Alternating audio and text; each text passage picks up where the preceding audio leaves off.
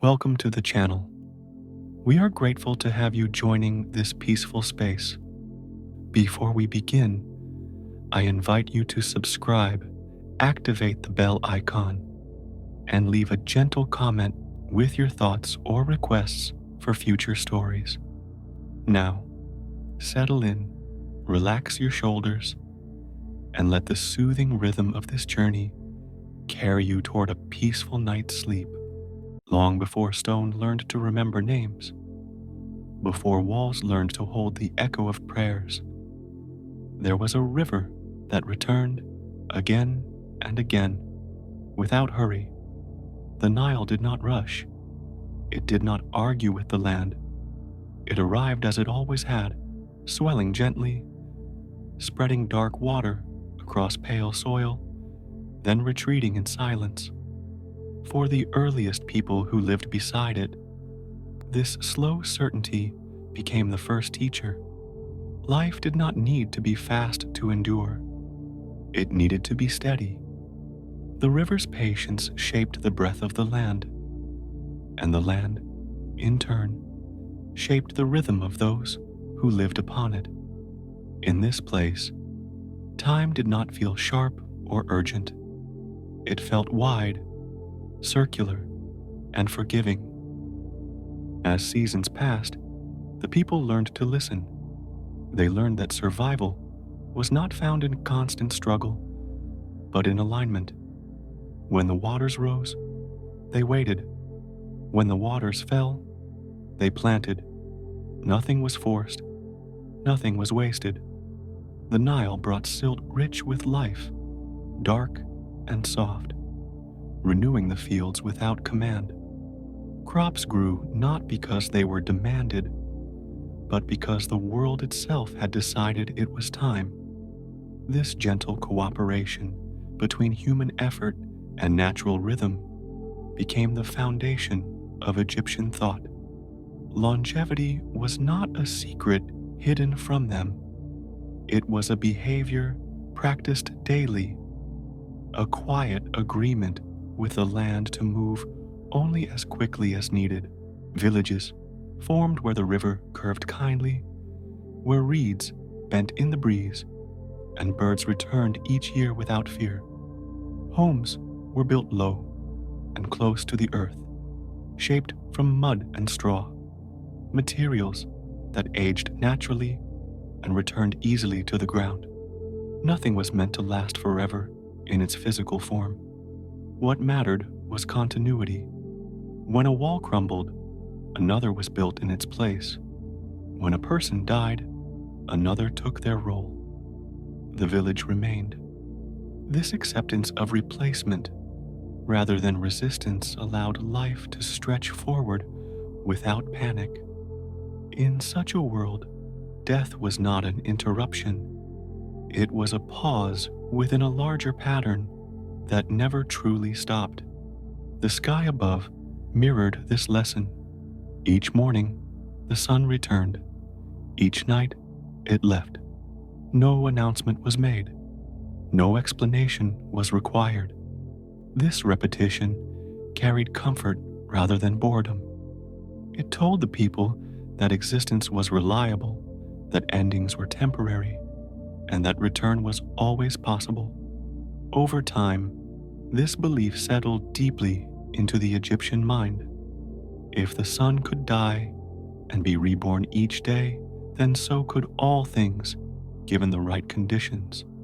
Longevity, therefore, was not about resisting death, but about understanding the pathways that allowed return.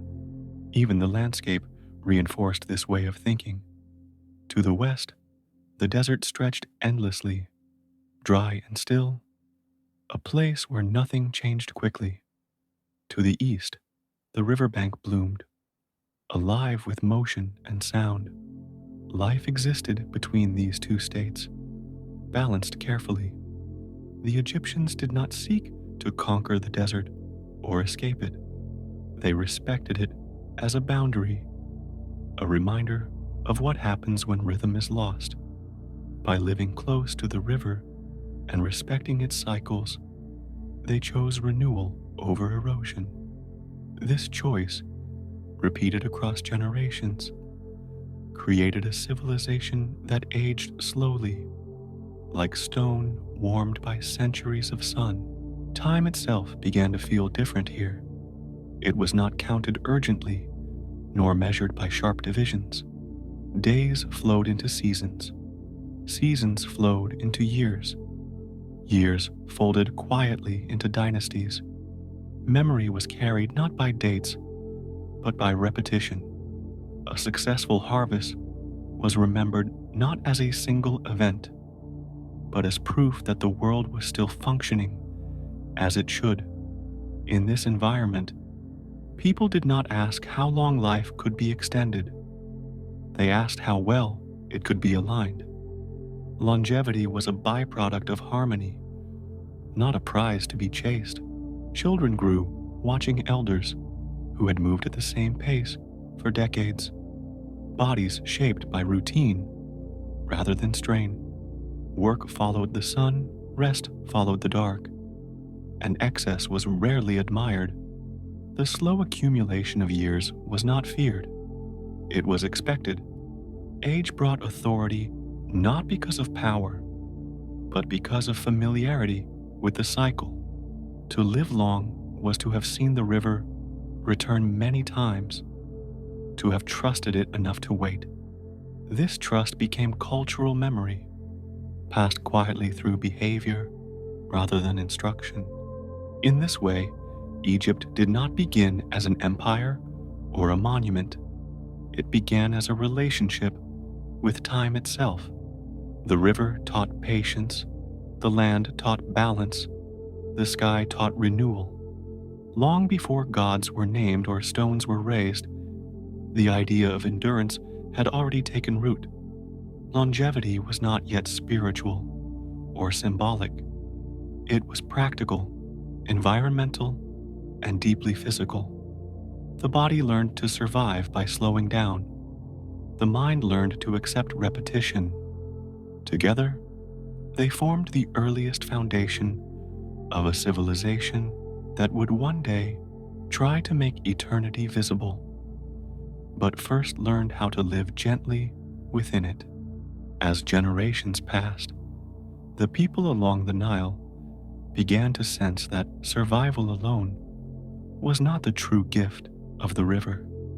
What the river offered was continuity. Children grew into adults without abrupt disruption, and adults aged into elders without fear of sudden collapse. This slow progression shaped how the Egyptians understood the body. Strength was not found in constant exertion, but in measured effort repeated over many years. Muscles adapted to routine tasks. Joints moved predictably, and fatigue was respected rather than ignored. The body was treated as something meant to last, not something to be spent quickly. In this way, physical longevity emerged naturally from lifestyle, long before it was ever spoken of in myth or medicine. Food followed the same philosophy. Meals were simple, repetitive, and seasonal. Grain, vegetables, fish, and fruit formed a steady diet that rarely overwhelmed the body. There was little excess and little urgency to consume more than was needed. Eating was not a spectacle, but a maintenance ritual, repeated daily with quiet gratitude. Because famine followed imbalance, restraint became a form of wisdom. The body responded by stabilizing, learning to function efficiently rather than extravagantly. Over time, this regular nourishment supported long lives that unfolded gradually, supported by predictability rather than indulgence. Rest, too, was woven into the natural order. The sun dictated labor, and darkness invited stillness. Without artificial light, evenings softened naturally into sleep.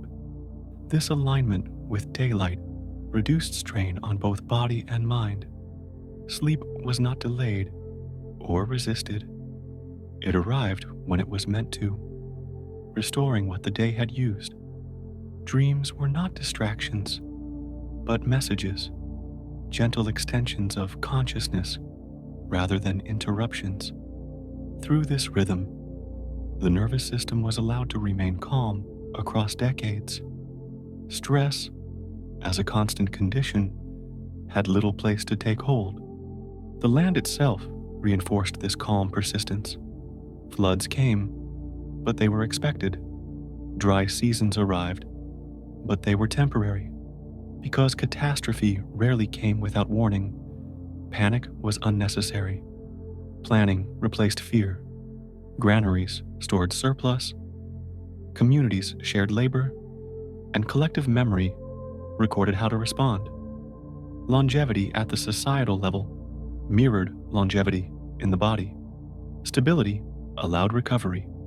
Recovery allowed continuation.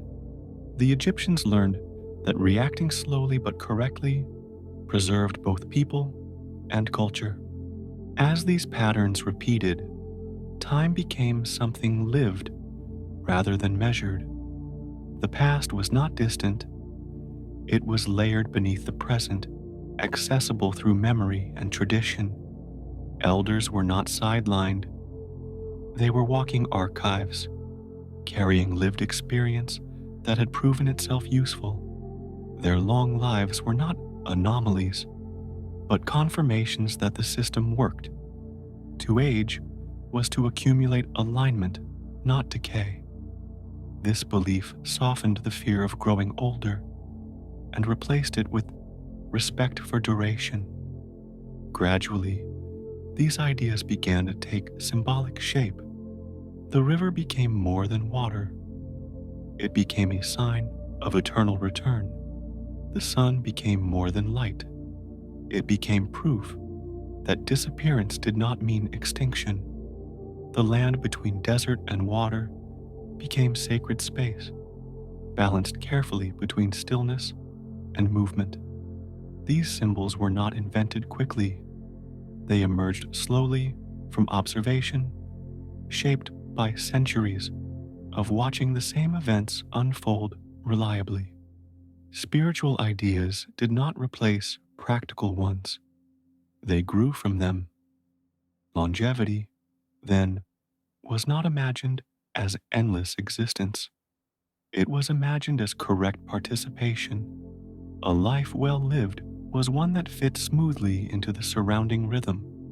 Illness, imbalance, and early death were understood as disruptions, moments where alignment failed. Healing focused on restoring harmony rather than fighting symptoms. Calm was medicine. Regularity was protection. The idea that the body could be guided back into balance reflected the larger belief that the world itself always sought equilibrium, if not forced away from it. Children learned these lessons without instruction. They absorbed them by watching how adults moved, ate, rested, and waited. No one hurried the river. No one argued with the seasons. Patience was not taught as virtue. It was modeled as survival. Over time, this produced a population that did not associate speed with success. Instead, endurance became the quiet goal.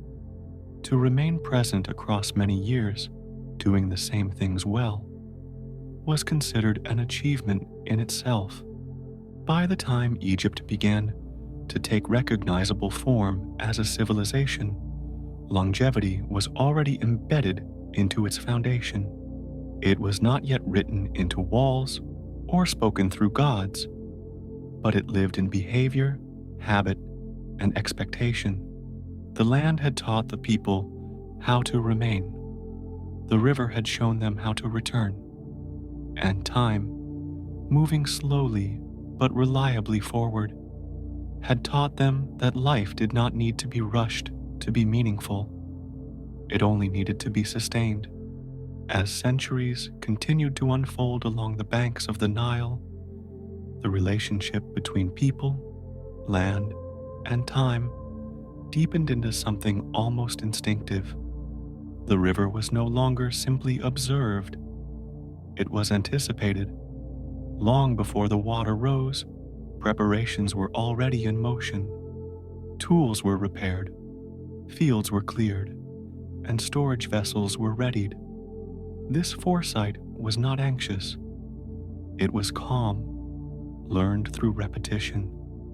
Knowing what would come removed the fear of uncertainty. In a world where tomorrow was familiar, the mind remained steady, and steadiness, over long stretches of time, became a quiet contributor to long life. This predictability shaped emotional life as well. Conflict existed, as it always does among people, but it rarely dominated daily existence. Survival did not depend on constant competition, but on cooperation. Irrigation required shared effort. Harvests demanded collective timing. When one family struggled, the imbalance threatened the whole, encouraging mutual support rather than isolation. This social interdependence reduced the kind of sustained stress that fractures communities and shortens lives. Emotional equilibrium, reinforced by shared responsibility, extended the endurance of both individuals and society. The Egyptians came to understand that endurance was not built through resistance, but through accommodation. When the river changed course slightly, settlements adjusted. When a harvest was smaller than expected, rations were tightened. There was no expectation that nature should obey. Instead, there was trust that adaptation would preserve continuity. This mindset protected the nervous system from constant alarm. Lives unfolded with fewer extremes, fewer moments of panic, fewer sudden ruptures. Over decades, this gentle stability accumulated into longer lifespans and slower aging. Memory itself became cyclical rather than linear. Stories were told not to glorify a single moment, but to reinforce patterns. The tale of a good flood mattered because it reminded listeners what a good flood looked like. The story of hardship mattered because it carried instruction, not trauma. History functioned as guidance, not warning. By keeping memory useful rather than emotional, the past did not weigh heavily on the present. Minds remained unburdened, able to move forward without dragging unresolved fear behind them. As the population grew, rituals emerged naturally from repetition. Certain days felt different because something always happened on them. Certain places became meaningful because people returned to them again and again. Over time, these repetitions gained symbolic weight. What had once been practical became sacred. The act of planting at the right time became an expression of cosmic order. Waiting for the flood became an act of trust. Stillness acquired meaning. Slowness became respected. These early rituals reinforced patience as virtue and restraint as wisdom, anchoring longevity not only in behavior but in belief. The human body responded accordingly. Bones strengthened through consistent labor rather than sudden strain. Digestion adapted to a stable diet. Sleep followed darkness reliably, allowing deep restoration night after night. Without constant disruption, the body learned to repair itself efficiently. Aging occurred, but it unfolded gradually, without sharp decline. Elders remained functional, mentally present, and physically capable, well into advanced years. Their presence reinforced the idea that long life was natural, not exceptional. Over time, the boundary between life and death softened. Death was visible, but it was not chaotic. Bodies returned to the earth. Names were spoken. Roles were filled again. Because life continued smoothly after loss, death did not threaten the continuity of the whole. This reduced existential fear, allowing people to live fully without the constant shadow of finality. A calm relationship with mortality removed urgency from existence. When life was not perceived as fragile or fleeting, it did not need to be rushed. From this foundation, Egypt's later obsession with eternity would grow. But at this early stage, longevity remained grounded and physical. It was not yet carved into stone or written into myth.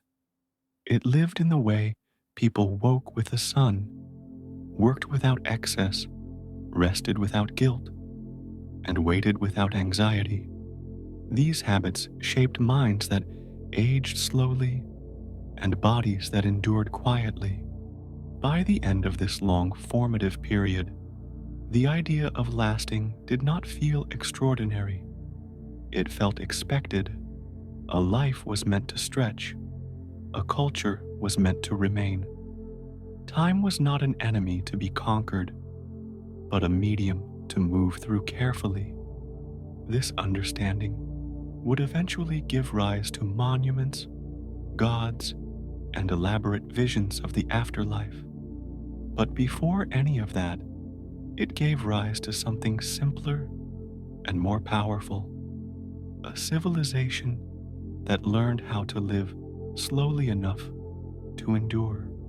As life along the Nile unfolded with calm regularity, death was never far from sight, yet it was rarely treated as a rupture. It arrived quietly as part of the same rhythm that governed planting and harvest, waking and rest. Because life was understood as cyclical, death was not seen as an ending, but as a transition into a different state of continuity. This belief did not emerge from fear or denial. It arose from long observation. Everything else returned. The flood returned. The sun returned. The crops returned. It felt reasonable that life, too, would find a way to continue, provided it was guided correctly. From this assumption came the earliest ideas of preservation. The body was not discarded quickly or carelessly. It was treated with deliberation, as something that still mattered beyond the moment of breath. Early burial practices were simple, shaped by sand, dryness, and time. Bodies placed in shallow graves were naturally preserved by the desert, their forms remaining recognizable long after death. This quiet phenomenon did not go unnoticed. It suggested that the body, under the right conditions, could endure. Nature itself seemed to offer proof that physical continuity was possible. Over generations, this observation became intention. Preservation was no longer accidental. It became purposeful. If the body could remain intact, then perhaps identity could remain anchored. The Egyptians did not imagine the self as separate from the physical form. The body was not a shell to be abandoned, but a necessary structure, a familiar vessel through which existence had always been experienced. To lose it completely would mean disorientation. To preserve it was to offer stability to whatever consciousness continued beyond death. This led to the slow development of funerary care. At first, it was modest. The body was cleaned. It was positioned carefully. Objects familiar from life were placed nearby, not as luxury, but as reassurance. These items carried memory. They suggested continuity of routine rather than dramatic transformation. Death was approached gently, without haste. The transition was meant to be smooth, not abrupt. This gentleness reflected the broader Egyptian approach to time itself. As techniques improved, preservation became more deliberate. Moisture was removed. Wrappings were added. Oils were applied. Each step emerged through experimentation rather than sudden invention. There was no single moment when mummification began. It unfolded gradually, refined across centuries, guided by observation and patience. The process was never rushed, because rushing contradicted the very principle it sought to uphold. Eternity could not be prepared in haste. The act of preservation also served the living. It offered comfort. To see a body carefully tended and made whole again reduced the shock of loss. Death felt less chaotic when it was accompanied by ritual and order. The familiar form remained visible, recognizable, stable. This visual continuity eased grief and reinforced the belief that the deceased had not vanished, but had simply entered a quieter phase of existence. Over time, preservation became sacred. It was no longer only practical, it became symbolic. Each step of the process came to represent protection, care, and intention. The body was aligned, cleaned, and wrapped not merely to stop decay, but to signal readiness. Preservation became preparation. It declared that the individual was not finished, but continuing elsewhere. This philosophy shaped Egyptian architecture as well. Tombs were not conceived as places of final rest, but as houses. They were constructed with orientation, proportion, and durability in mind. Walls were meant to last. Chambers were sealed carefully. The environment surrounding the preserved body mattered as much as the preservation itself. Dryness, stillness, and darkness were chosen deliberately, mimicking the natural conditions that had first revealed preservation's power. The tomb was not built to impress the living alone. It was built to function across time. Its role was to protect the body, shelter memory, and anchor identity. This functional longevity mirrored the body's own preservation. Both were meant to endure together. Stone and flesh entered into partnership, each supporting the other's survival. The Egyptians did not view this as an attempt to escape death. They saw it as cooperation with it. Death was acknowledged, respected, and structured. By giving it form and process, they removed its chaos. Preservation transformed fear into procedure, uncertainty into order. The calmness of this approach allowed generations to accept mortality without panic, knowing that transition had been planned for carefully. As these ideas settled into culture, the body gained new meaning. It became a bridge between states rather than a temporary container. Caring for it after death was no different in principle from caring for it in life. Both acts were expressions of respect for continuity. Longevity, in this sense, was not only about living longer, but about remaining recognizable across time. By the time these practices were firmly established, preservation had become inseparable from identity itself. To exist was to be remembered. To be remembered was to remain. And to remain required care, patience, and alignment with time's slow movement. In learning how to preserve the body, the Egyptians believed they had learned how to preserve the self. As preservation practices matured, they began to reflect not only care for the dead, but an evolving understanding of what it meant to continue existing beyond visible life. The Egyptians did not imagine the afterlife as an abstract realm detached from experience. They imagined it as familiar, ordered, and structured, much like the world they knew. Because of this, the body remained central. Continuity required recognition. To awaken into eternity without a body that felt like one's own would be disorienting. Preservation, therefore, was not about vanity or display. It was about orientation, about ensuring that the transition from one state of being to another remained calm and intelligible. The increasing complexity of preservation followed a single guiding principle: stability. Each new technique sought to reduce uncertainty. Moisture caused decay, so it was removed. Soft tissues deteriorated unevenly, so they were treated carefully. Wrappings held form in place, preventing collapse or distortion. Oils sealed surfaces, slowing time's effect. Nothing was done for speed.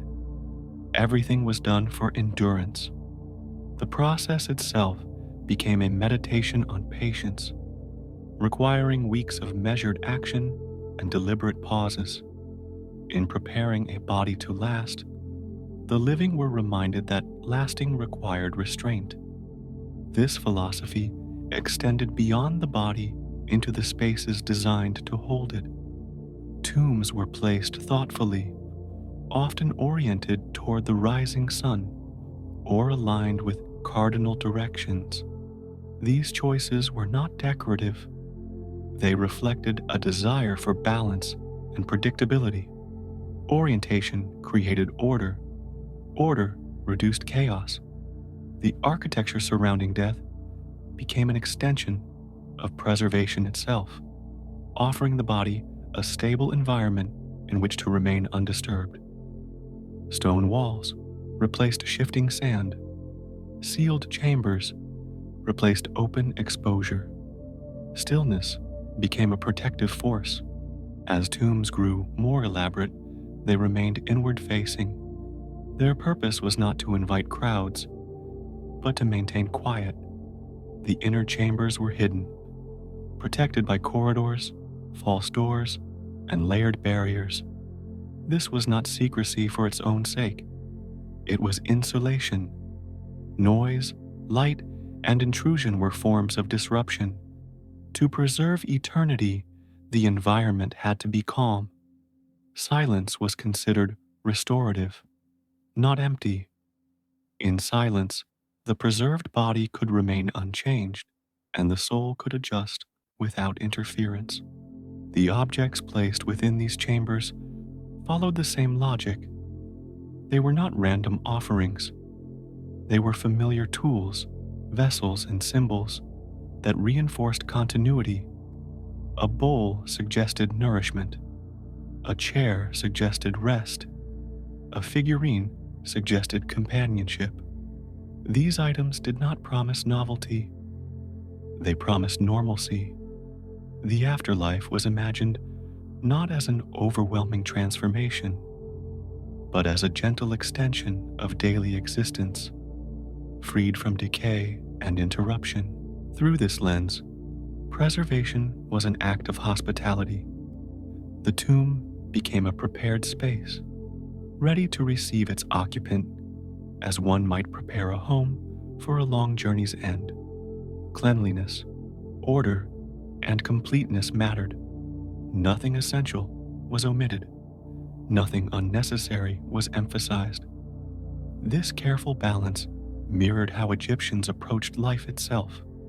Excess was avoided. Sufficiency was honored. Over time, these practices shaped emotional responses to death. Grief remained, but it softened. Loss was not followed by abandonment. The deceased was still present, still cared for, still addressed by name. Rituals allowed the living to participate in continuity rather than separation. By tending to the body and its space, they reaffirmed connection. Death became less isolating, both for those who passed and for those who remained. The idea of decay itself changed meaning. Decay was no longer inevitable. It was conditional. With the right conditions, it could be slowed, redirected, or suspended. This understanding reinforced the broader Egyptian belief that disorder was not permanent unless allowed to be. Just as fields could be renewed after flooding and communities could recover after hardship, the body could resist dissolution when properly guided. Preservation was not defiance. It was cooperation with natural laws. Applied thoughtfully, as centuries passed, the methods of preservation became more standardized, but the underlying intention remained unchanged. Each generation refined technique, not philosophy. The goal was always the same: to create a stable bridge between states of existence. The body was that bridge. Architecture supported it. Ritual protected it. Time itself was invited to slow in its presence. By the end of this long development, preservation had become inseparable from identity. To be preserved was to be acknowledged as continuous. To be given a stable form was to be granted orientation in eternity. The Egyptians believed that when the body endured, the self could recognize itself again, calmly and without confusion. Longevity, in its deepest sense, was not measured by years lived, but by coherence maintained across transformation. In learning how to preserve the body, Egypt learned how to think about permanence without fear. Death lost its urgency. Time lost its sharpness. Existence stretched forward gently, supported by care, structure, and patience. The architecture of immortality was not only built from stone and linen, but from a belief that nothing truly ends when it is treated with enough attention. Through preservation, the Egyptians made peace with time, allowing both life and death to move slowly, deliberately, and without resistance. As preservation secured the body, attention turned inward, toward the unseen elements believed to animate it. The Egyptians did not imagine the self as a single, simple essence. Instead, they understood identity as layered, composed of multiple parts that worked together during life and separated carefully at death. Among these elements, none was more important than the heart. It was not merely an organ. It was the center of awareness, memory, intention, and moral weight. To understand longevity beyond death, one first had to understand the heart's role within existence itself. In daily life, the heart was felt rather than questioned. It responded to emotion, quickened during effort, slowed during rest. These sensations were interpreted as evidence that the heart governed thought and feeling. The brain, hidden and silent, offered no such visible signs. The heart, by contrast, announced itself constantly. From this observation grew the belief that the heart held a person's true self. It remembered actions. It carried responsibility. It recorded alignment or imbalance across a lifetime. When death arrived, the heart was not discarded. It was preserved, protected, and prepared for what would come next. The Egyptians believed that survival beyond death required moral coherence. Just as the body needed to remain intact, the self needed to remain truthful. Life was not judged by speed or achievement, but by balance. Actions that disrupted harmony weighed upon the heart. Actions that supported order lightened it. This belief transformed daily behavior. Ethics were not abstract rules imposed from above. They were practical necessities for continuity. To live out of balance was to risk instability later. Longevity, therefore, extended beyond the physical into the moral dimension. The journey after death was imagined as structured rather than chaotic. It followed a sequence, calm and deliberate, much like the rituals that prepared the body. At the center of this journey stood a moment of evaluation, not as punishment, but as clarification. The heart would be measured not against another person, but against a universal standard of balance. This standard was known as ma'at, the principle of truth, order, and harmony that governed the cosmos. Ma'at was not a deity to be feared. It was a condition to be maintained. In this vision, judgment was not arbitrary. It was mechanical, predictable, and fair. The heart, shaped by a lifetime of choices, would reveal its own state. Nothing needed to be added or removed. The self carried its outcome within. This idea removed fear from the process. There were no surprises. The heart knew what it contained. The individual understood, even before death, how they would be received. This awareness encouraged steady, moderate living rather than dramatic gestures or extremes. Because the heart played such a central role, it was treated with exceptional care during preservation. While other organs were removed, the heart remained. It was left in place as the anchor of identity. If damage required its removal, a symbolic replacement was provided, ensuring continuity. This act reflected the belief that the heart's presence was essential for recognition. Without it, the self might drift, unable to orient itself within the ordered landscape of the afterlife. Memory, too, was housed within the heart. The Egyptians did not separate memory from morality. To remember was to carry responsibility. Forgetting was not a release, but a loss of coherence. In the afterlife, memory allowed the individual to remain whole, to recognize their past actions and their place within the cosmic order. This continuity of memory contributed to a sense of eternal life that was not empty or static, but aware and grounded. The soul itself was understood as multiple aspects working together. One part retained individuality, another retained mobility, another required sustenance. All depended in some way on the heart's stability. The heart served as the meeting point, the place where these aspects could reunite and function coherently.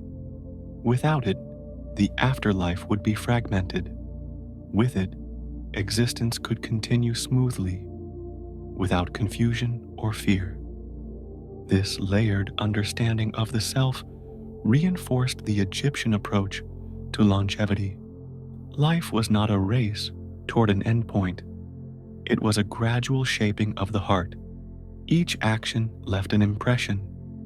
Each choice adjusted balance slightly. Over decades, these small adjustments accumulated. The goal was not perfection, but consistency. To live in a way that kept the heart light was to prepare calmly and continuously for what came after. Even daily language reflected this belief. The heart was referenced in expressions of intention, understanding, and sincerity. To act with the heart meant to act truthfully. To lose one's heart meant to lose alignment. These phrases reinforce the idea that internal state mattered as much as external behavior. Longevity of the self depended on maintaining coherence between thought, action, and feeling. In this framework, death was not a cliff, but a doorway. The heart carried the key. There was no urgency to cross quickly, no need to rush preparation. A lifetime provided ample time to shape balance. This removed fear and replaced it with attentiveness. Each day became part of a longer process, each action a gentle adjustment. Eternity was not earned suddenly, it was built quietly. By centering the afterlife around the heart, the Egyptians created a vision of survival that was deeply human. It did not require extraordinary feats or dramatic transformations. It required living steadily, honestly, and in rhythm with the surrounding order. Longevity, therefore, extended beyond the body and into character. The heart, shaped slowly over time, became the true vessel of endurance. As the concept of judgment settled into Egyptian thought, it did not produce fear so much as attentiveness. The idea that the heart would be examined after death encouraged a steady awareness during life, not anxiety. People did not live in anticipation of punishment. They lived with an understanding that balance was observable, cumulative, and quietly recorded. The heart was always listening. It remembered not only actions, but intentions, patterns, and tendencies repeated over many years. Because of this, the shaping of the heart was seen as a long process, unfolding gently through habit rather than dramatic moments. The afterlife trial was imagined as precise and impersonal. There was no argument, no negotiation, no external accusation. The heart itself revealed the truth of a life. This removed the need for comparison with others. Longevity of the soul depended not on status, wealth, or recognition, but on internal alignment. A simple life lived steadily could produce a lighter heart than a powerful life lived in excess. This belief softened social tension and reduced the pressure to dominate. Success was measured internally, not publicly. The presence of Ma'at as the standard of judgment reinforced the idea that the universe itself preferred equilibrium. Ma'at was not created by the gods. It existed alongside them. Even divine beings were subject to it. This elevated balance above authority and power. To act against Ma'at was to act against the structure of existence itself. Over time, this belief shaped legal systems, social customs, and personal behavior. Laws aimed to restore balance rather than impose punishment. Disputes were resolved through correction rather than escalation. This emphasis on restoration supported social longevity, allowing communities to persist without constant fracture. The heart's role extended into daily self-awareness. Emotions were not dismissed or suppressed. They were observed as signals. Anger indicated imbalance. Calm suggested alignment. Joy reflected harmony. These states were not judged harshly. They were noted and adjusted gently. This emotional literacy allowed individuals to regulate themselves over time, reducing extremes that exhaust the body and mind. Emotional moderation became another quiet contributor to long life. In this system, confession was unnecessary. There was no need to declare wrongdoing aloud. The heart already knew. Instead, reflection took precedence. Individuals were encouraged to recall their actions, consider their effects, and adjust future behavior accordingly. This internal dialogue was continuous, private, and slow. It prevented the accumulation of unresolved guilt, which was believed to weigh heavily on the heart. By addressing imbalance gradually, the Egyptians believed the heart could remain light and responsive. The soul's journey beyond death was imagined as orderly and calm. It moved through spaces designed to test recognition rather than endurance. Names were spoken, symbols were shown, paths were followed. Each step confirmed familiarity.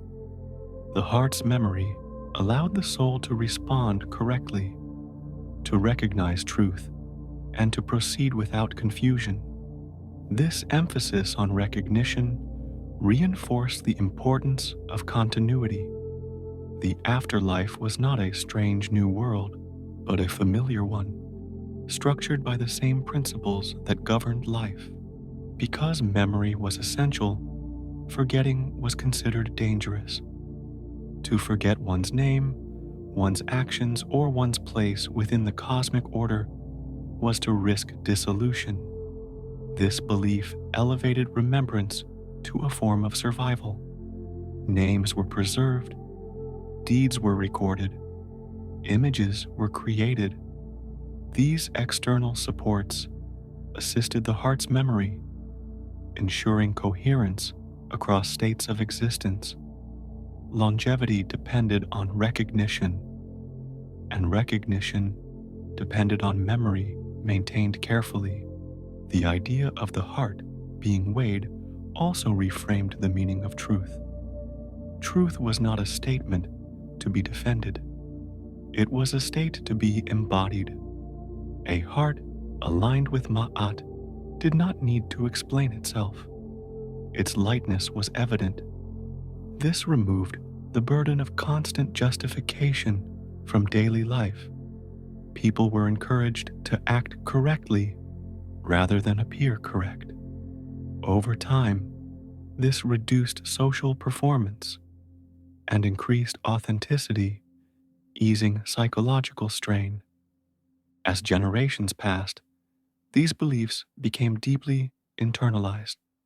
Children learned them not through instruction, but through observation. They watched elders act patiently, resolve disputes calmly, and accept outcomes without excessive reaction. They learned that life extended beyond immediate reward or loss. Each moment contributed quietly to a larger balance. This long view reduced impulsivity and fostered restraint, both of which supported physical and mental longevity. The heart, in this context, was not a fragile object at risk of sudden failure. It was resilient, adaptable, and capable of correction. Mistakes did not condemn it permanently. They added weight, but weight could be reduced through realignment. This forgiving structure encouraged continued effort rather than despair. A life could always be adjusted. Balance could always be restored. Longevity was not lost through a single misstep. By integrating ethics, emotion, memory, and identity into the heart, the Egyptians created a model of existence that was stable across time. The self did not fragment at death. It transitioned intact, guided by the same principles that had governed life. This continuity removed urgency and fear, allowing people to live steadily without constant concern for an unknown end. In this vision, the trial beyond life was not an ordeal to be survived, but a mirror to be faced calmly. The heart, shaped slowly and carefully over decades, revealed what had already been true. Longevity of the soul was not granted suddenly. It emerged naturally from a life lived in alignment. The heart did not need to be defended, it only needed to be recognized. As the concept of judgment became fully integrated into Egyptian thought, it gradually transformed the way people understood time itself. Time was no longer simply a sequence of days leading toward an uncertain end. It became a shaping force, slowly refining the heart through repetition and reflection. Each year added texture rather than pressure. Each experience left a subtle imprint. Longevity of the self was not measured by duration alone, but by coherence accumulated quietly across a lifetime. This perspective softened the fear of error. Because the heart recorded patterns rather than isolated moments, a single mistake did not define a person. What mattered was tendency. The direction in which one leaned repeatedly carried more weight than occasional imbalance. This belief allowed individuals to continue living attentively rather than becoming frozen by regret. The heart was dynamic. It responded to correction. Balance could be restored gradually without urgency. This patience reduced inner tension and allowed emotional healing to occur naturally over time. The imagery of the heart's weighing reinforced this calm accountability. The scale was perfectly balanced, unmoving, waiting. Nothing rushed toward judgment. Nothing was forced upon the heart. It arrived as it was, carrying its own truth. This image taught that honesty did not need to be aggressive. Truth emerged when given stillness. In daily life, this encouraged slower responses, measured speech, and thoughtful action. People learned to pause, trusting that clarity would surface without struggle. The soul's endurance depended on recognition, not resistance. In the afterlife, the heart's familiarity with balance allowed the self to move forward without fear. There was no need to fight or prove worth. Existence continued smoothly for those who had lived attentively. This vision reduced the impulse toward domination or accumulation during life. Excess offered no advantage beyond death. Balance did. Because the heart was believed to remember everything essential, forgetting became the only true danger. To forget truth, to forget order, to forget one's place within the cosmic pattern risked dissolution. This belief elevated mindfulness. Awareness itself became a form of preservation. By remaining attentive during life, the heart stayed awake. An awake heart could recognize itself beyond death. This awareness encouraged a gentle form of discipline, one rooted in presence rather than control.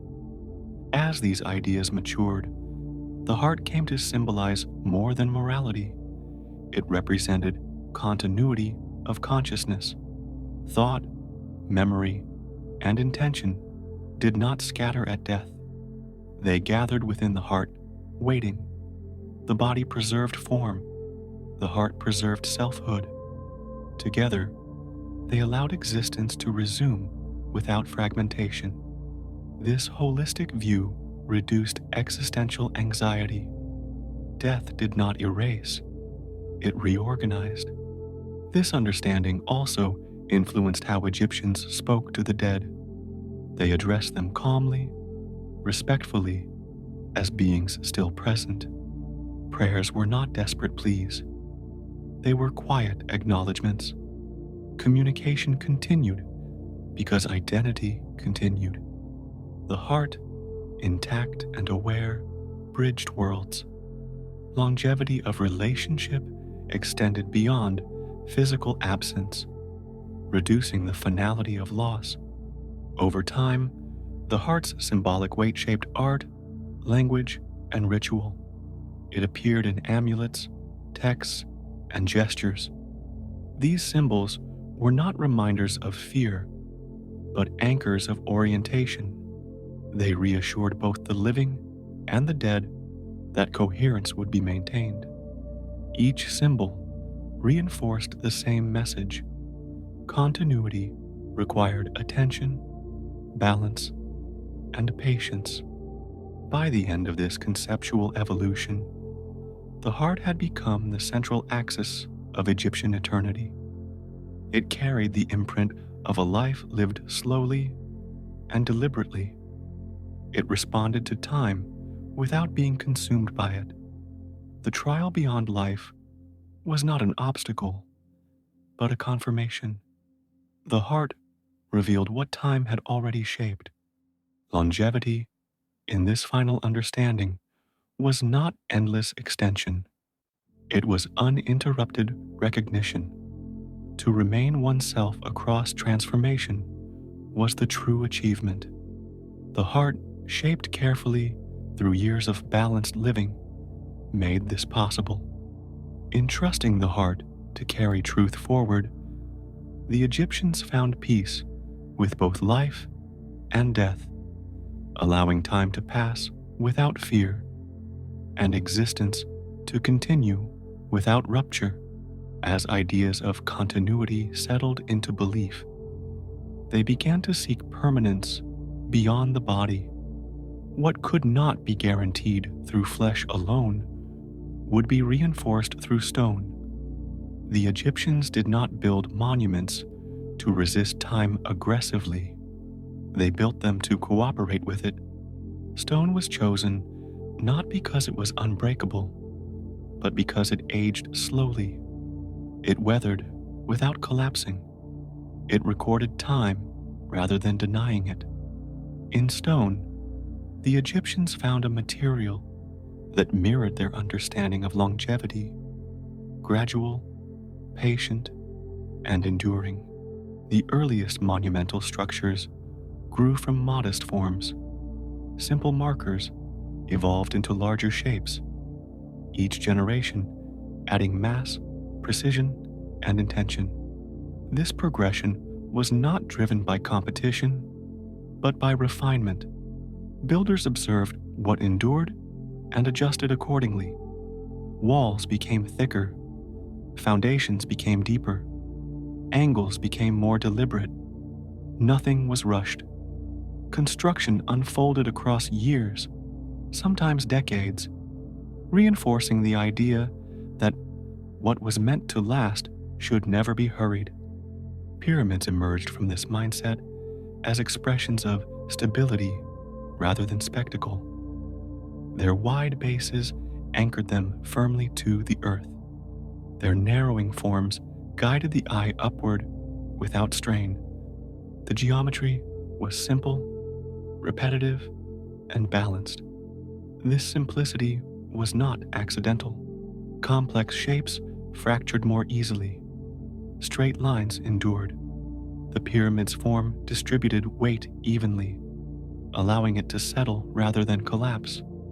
In this way, architecture followed the same principle as longevity of the body. Balance preserved integrity. Temples followed a similar logic. They were not designed for crowds, but for continuity. Their layouts guided movement slowly inward, from light to shadow, from noise to silence. Each space prepared the visitor for the next. This gradual transition reduced disruption. The building itself taught patience. Columns stood in rhythmic repetition, creating visual calm rather than distraction. Stone surfaces absorbed sound, encouraging quiet. Architecture became a physical extension of the Egyptian relationship with time. These structures were not meant to change frequently. Renovation was rare. Replacement was unnecessary. Instead, repair maintained continuity. When damage occurred, it was corrected carefully, preserving original form rather than reinventing it. This respect for precedent reinforced cultural stability. The past was not erased to make room for the present. It was reinforced, layered, and carried forward. Longevity of memory depended on this careful maintenance. Orientation played a crucial role. Monuments were aligned with the sun, the stars, or cardinal directions, anchoring them within cosmic order. This alignment was not symbolic alone. It created predictability. Light entered spaces at expected times. Shadows moved in familiar patterns. These repetitions connected architecture to celestial rhythm, reinforcing the belief that human creations could exist harmoniously within larger cycles. Stone structures became participants in time rather than observers of it. The act of building itself reinforced social longevity. Construction required coordination, patience, and shared purpose. Workers returned to the same tasks repeatedly, refining skill through routine. Knowledge passed from one generation to the next without disruption. Techniques improved slowly, preserving continuity of method. This collective effort strengthened community bonds and created a shared investment in endurance. Monuments were not the work of individuals. They were the result of sustained cooperation across time. Once completed, these structures altered perception. They made longevity visible. To stand beside stone that had outlasted many lifetimes reshaped expectations. Time felt less threatening when permanence could be touched. The presence of enduring architecture reassured the living that continuity was possible, even inevitable, when approached correctly. Stone became proof that careful design could transcend individual existence. Monuments also served as anchors for memory. Names, images, and events were carved deliberately, not crowded or hurried. Space was left around inscriptions, allowing them to breathe. This restraint increased legibility across centuries. Information was not compressed. It was given room to endure. Writing in stone mirrored writing in the heart, deliberate, balanced, and patient. In this way, architecture extended the Egyptian philosophy of longevity into the physical world. Bodies were preserved through careful preparation. Hearts were preserved through balanced living. Memory was preserved through stone. Each supported the others. Together, they formed a system designed not to conquer time, but to move alongside it calmly. By the time pyramids and temples dominated the landscape, they no longer appeared extraordinary to those who built them. They felt natural, inevitable expressions of a culture that had learned to think in centuries rather than moments. Stone did not rush, neither did the people who shaped it. Through architecture, Egypt gave time a shape, allowing endurance to be seen, touched, and trusted. As monumental building became an established practice, attention shifted from mere durability to intentional harmony. Stone was no longer stacked only to endure. It was arranged to communicate order. Every surface, angle, and corridor reflected a belief that space itself could guide thought and behavior. Architecture became instruction, made solid. By moving through carefully designed structures, individuals absorbed lessons about balance, patience, and continuity without words. Pyramids, in particular, were conceived as stabilized landscapes rather than isolated objects. Their placement respected surrounding terrain. aligning with plateaus and horizons rather than overpowering them. This integration reduced erosion and preserved structural integrity. More importantly, it reflected a philosophical stance. Endurance required cooperation with environment, not domination over it. Just as the body lasted longer when aligned with natural rhythms, stone lasted longer when positioned thoughtfully within the land. Temples refined this approach further. Their repeated architectural elements created predictability. Columns followed consistent spacing. Doorways narrowed gradually.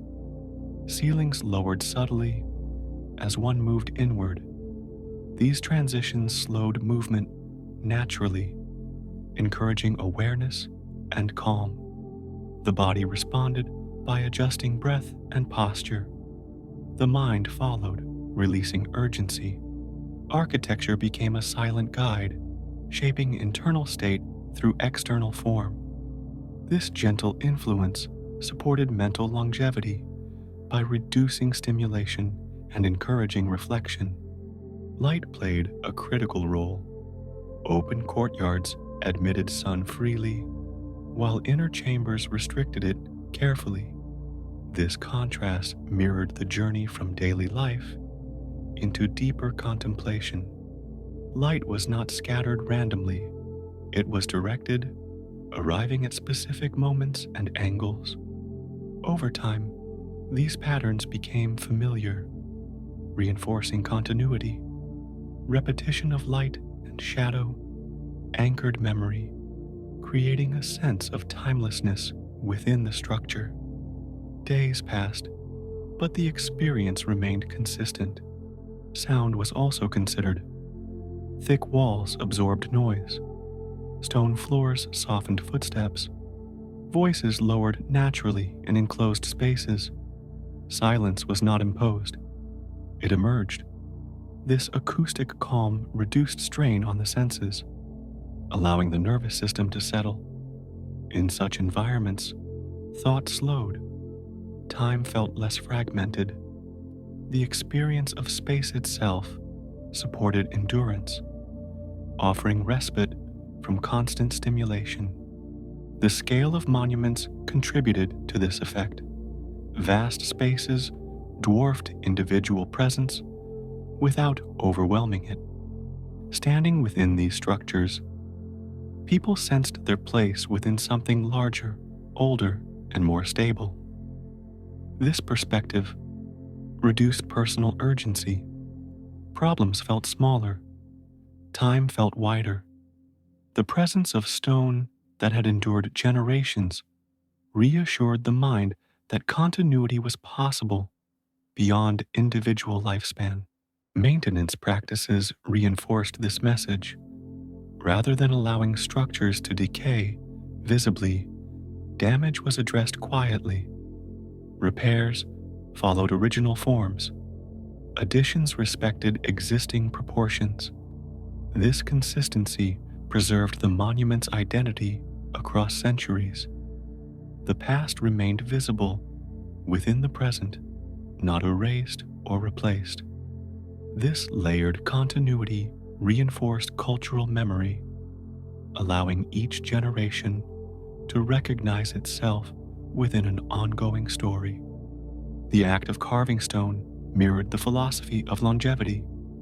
Carving required patience, repetition, and restraint. Errors could not be rushed away. Each strike mattered.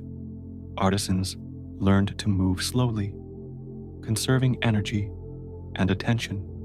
Over years of work, this discipline shaped both skill and character. The process itself became a practice of endurance, aligning labor with the broader cultural rhythm of patience. Symbols carved into stone were chosen carefully. Repetition was preferred over novelty. Familiar forms reinforced recognition. This consistency reduced cognitive load, allowing symbols to be understood across time without reinterpretation. Meaning remained stable. longevity of message depended on clarity rather than complexity. Stone inscriptions did not seek surprise, they sought permanence. As monuments accumulated across the landscape, they created a network of memory. Each structure referenced others through alignment, style, and symbolism. Together, they formed a coherent environment that supported long-term orientation. People lived within a framework that constantly reminded them of continuity. Even daily movement occurred against a backdrop of enduring stone, reinforcing the idea that life unfolded within a stable order. Through architecture, the Egyptians externalized their relationship with time. Stone became a companion to the body and the heart, extending their capacity to endure. Monuments did not promise immortality. They offered reassurance. They demonstrated that careful alignment, patience, and balance could produce forms that outlasted individual lives. In this way, stone did not challenge time. It moved with it, slowly, deliberately, and without resistance. As monuments aged alongside the people who lived among them, they began to shape perception not only of space, but of history itself. Stone structures did not mark a single moment. They accumulated presence.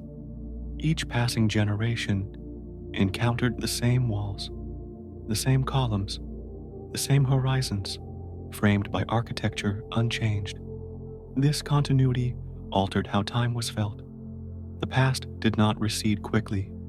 It remained close, visible, and tangible. Longevity of memory became a lived experience rather than an abstract idea. Because monuments endured, they reduced the pressure to be remembered urgently. Achievements did not need to be loud or dramatic to persist. The environment itself carried memory forward. Names carved carefully into stone did not compete for attention. They waited. This patience transformed legacy into something quiet and assured. To be recorded within enduring architecture was to trust time rather than challenge it. The Egyptians did not see monuments as static. They were inhabited regularly through ritual, maintenance, and return. Movement, through familiar spaces, reinforced recognition. Each visit confirmed continuity. The same paths were walked, the same thresholds crossed. Over decades, these repeated actions embedded memory within the body itself. Physical movement became a form of remembrance, strengthening the connection between present and past. Stone also provided protection against forgetting. Floods altered landscapes. Political changes shifted authority. Yet monuments remained, anchoring identity during transition. Even when language evolved or customs adjusted, the presence of enduring structures preserved a sense of origin. This stability reduced cultural fragmentation, allowing society to adapt without losing coherence. Longevity of civilization depended not on resisting change, but on retaining recognizable foundations. The placement of monuments within the landscape reinforced this role. They were positioned where they could be seen repeatedly, approached from familiar routes, and integrated into daily awareness. Their visibility was not accidental. Seeing the same structures each day normalized endurance. It reminded people that continuity was not exceptional. It was expected. Over time, this expectation shaped behavior, encouraging patience and long-term thinking. The interaction between light, stone, and time continued to teach subtle lessons. Sunlight traced the same paths across surfaces year after year. Shadows returned predictably. These repetitions created a rhythm larger than individual experience. By aligning human structures with celestial cycles, the Egyptians extended their sense of order beyond the immediate.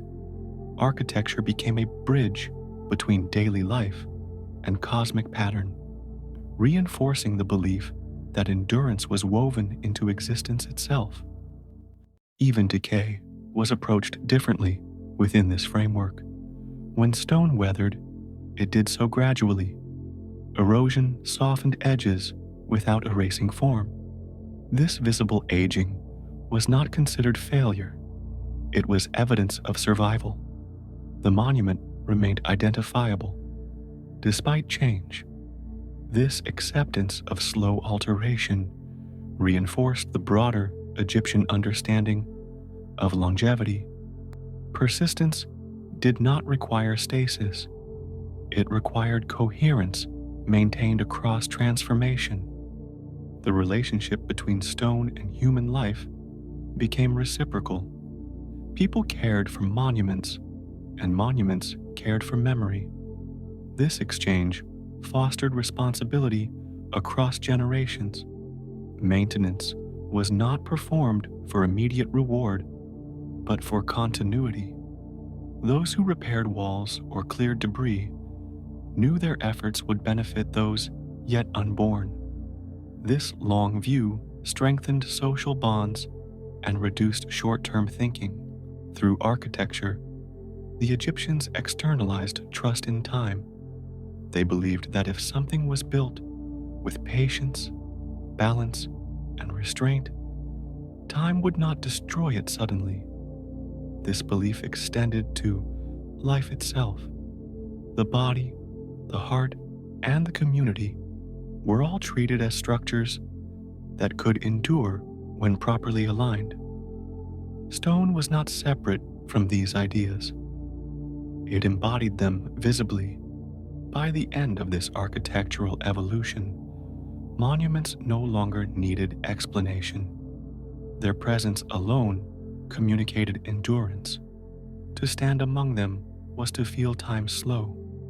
The urgency of the present softened. The future felt less uncertain. In stone, the Egyptians found reassurance that existence could remain recognizable across vast spans of time. Thus, architecture completed the circle of longevity. Bodies were preserved to maintain form. Hearts were balanced to maintain identity. Stone was shaped to maintain memory. Together, they formed a system that allowed Egypt to experience time not as an enemy, but as a companion moving steadily forward. In this quiet partnership with time, endurance became not a struggle, but a natural outcome of living slowly, deliberately, and in harmony with the world. As stone gave permanence to memory, symbols gave structure to meaning. The Egyptians did not separate the visible world from the invisible one. They understood reality as layered, with forces moving quietly beneath appearances. To navigate these layers, they developed a symbolic language that translated the unseen into recognizable form. Symbols were not decoration. They were tools of orientation, allowing the mind to move calmly through concepts too vast or abstract to be grasped directly. Gods emerged within this symbolic framework not as distant rulers, but as expressions of natural principles. Each god represented a pattern observed repeatedly in the world: the rising sun, the returning flood, the protective stillness of night, the sudden force of chaos. By giving these patterns names and forms, the Egyptians made them familiar. Familiarity reduced fear. What could be named could be acknowledged. What could be acknowledged could be integrated rather than resisted. These divine forms were rarely fixed. A god could appear human, animal, or a blend of both.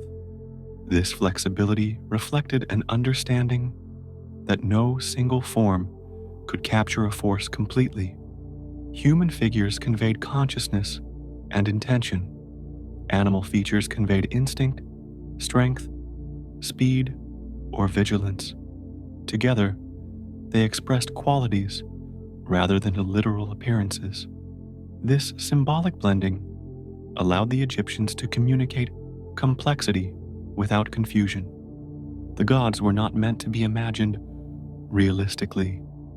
They were meant to be understood functionally. Symbols extended beyond gods into every aspect of life.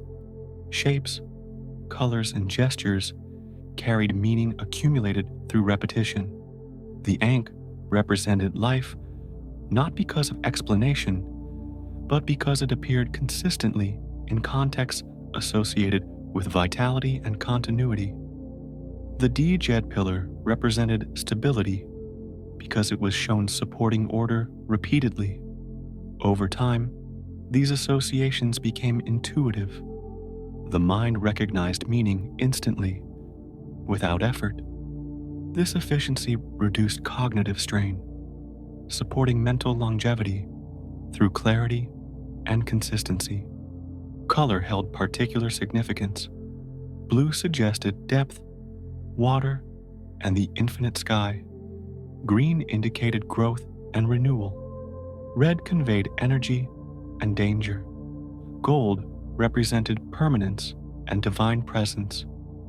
These colors were not chosen arbitrarily. They reflected observation of the natural world.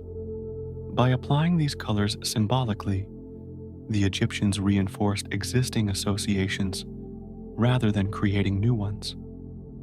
This alignment between symbol and experience reduced dissonance, allowing meaning to remain stable across generations. The repetition of symbols was intentional. Novelty was not valued. Familiarity was. A symbol gained power through consistent use, not innovation. This repetition reinforced memory and recognition, allowing meaning to endure without reinterpretation. Symbols did not evolve quickly. They remained stable, accumulating authority through time. This stability supported cultural longevity by preventing fragmentation of meaning. Gods themselves followed this pattern.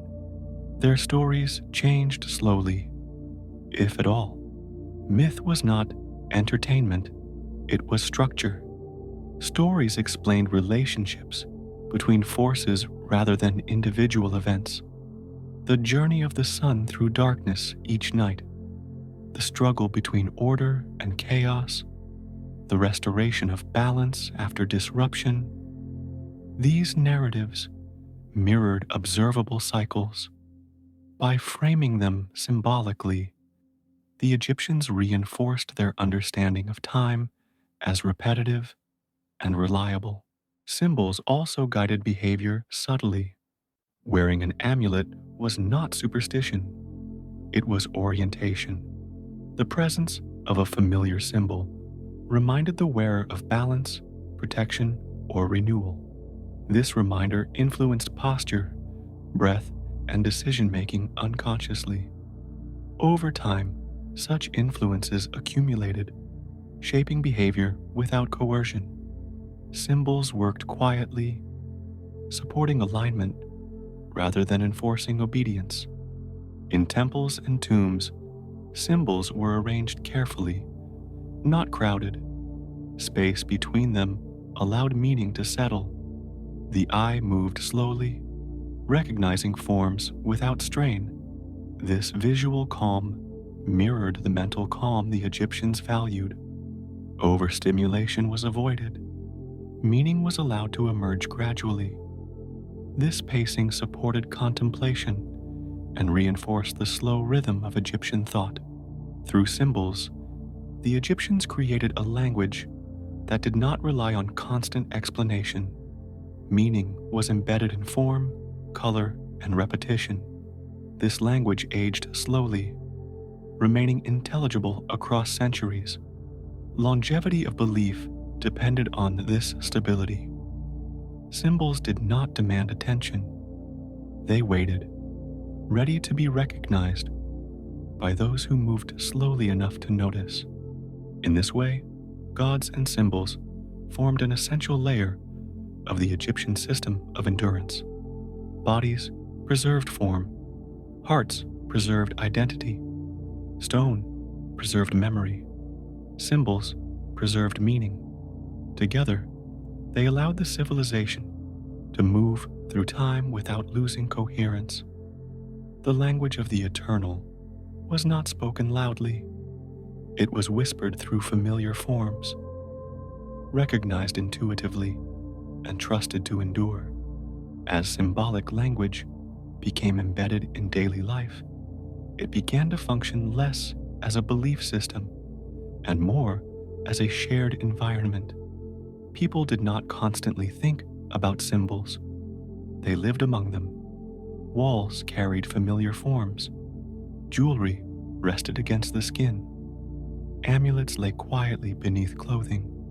This constant, gentle presence shaped perception without demanding attention. Meaning became atmospheric, surrounding individuals rather than confronting them. In such an environment, belief did not need reinforcement. It was sustained naturally through repetition. The gods themselves were approached in this same understated manner. They were not distant authorities issuing commands. They were steady presences reflecting forces already visible in the world. The sun rose because it always had. The flood arrived because it always would. By associating these reliable events with divine figures, the Egyptians did not add mystery. They added familiarity. The gods became names for patterns that were already trusted. This trust reduced anxiety and supported psychological endurance across generations. Symbolic animals played a particularly important role in this system. Animals embodied traits that humans recognized instinctively. The falcon represented vision and height. The jackal represented vigilance at the boundary between life and death.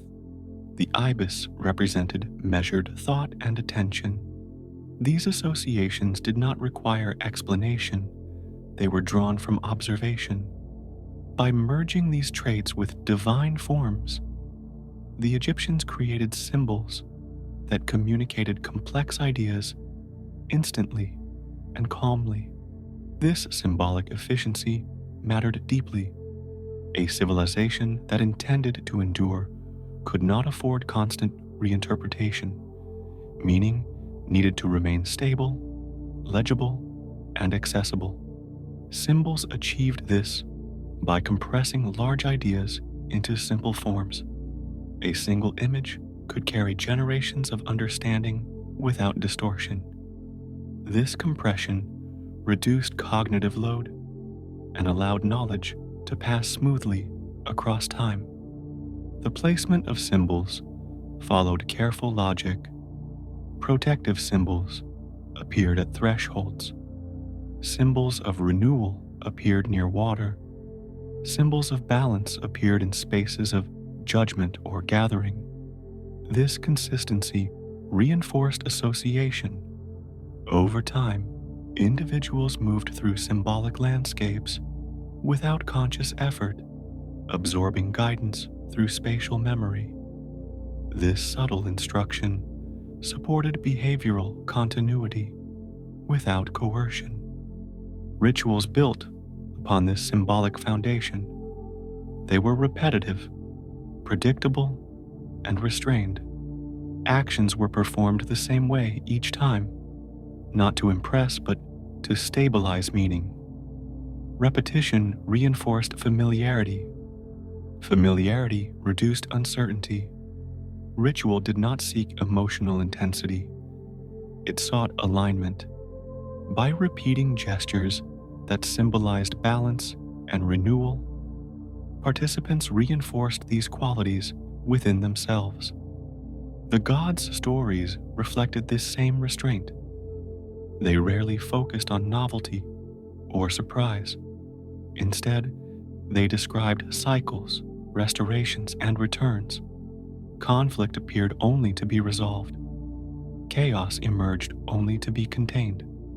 These narratives reassured listeners that disruption was temporary.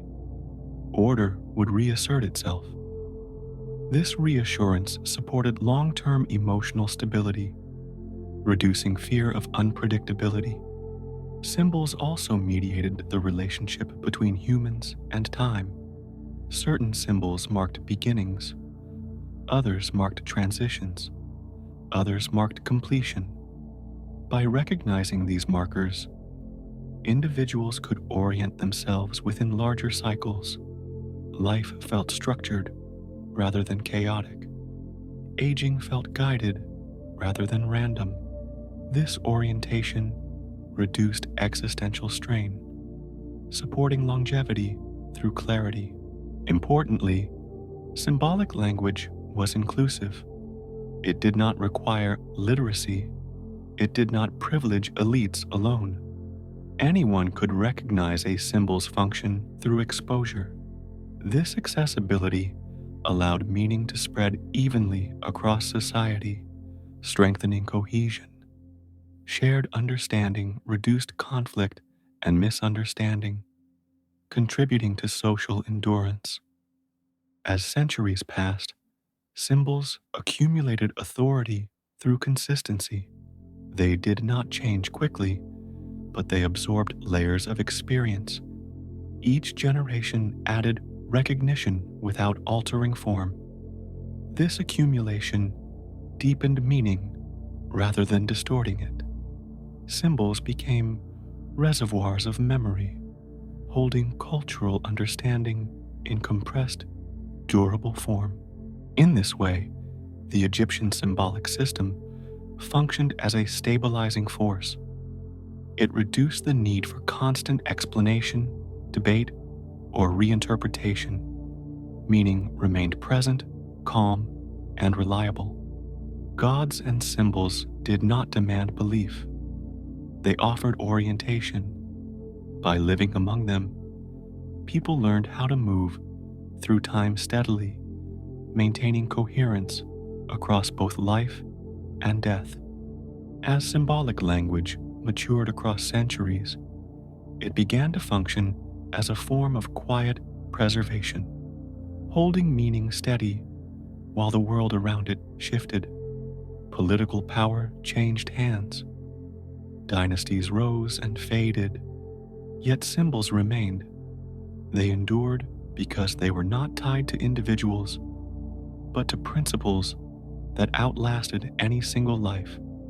This detachment from personality allowed belief to remain stable even as leadership transformed. Continuity of meaning did not depend on authority. It depended on recognition. The gods themselves reflected this stability. Their identities did not hinge on narrative development or personal drama. They embodied functions rather than stories. A god of protection protected, a god of balance balanced, a god of renewal renewed.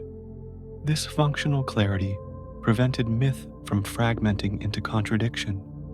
Over time, stories layered gently rather than replacing one another.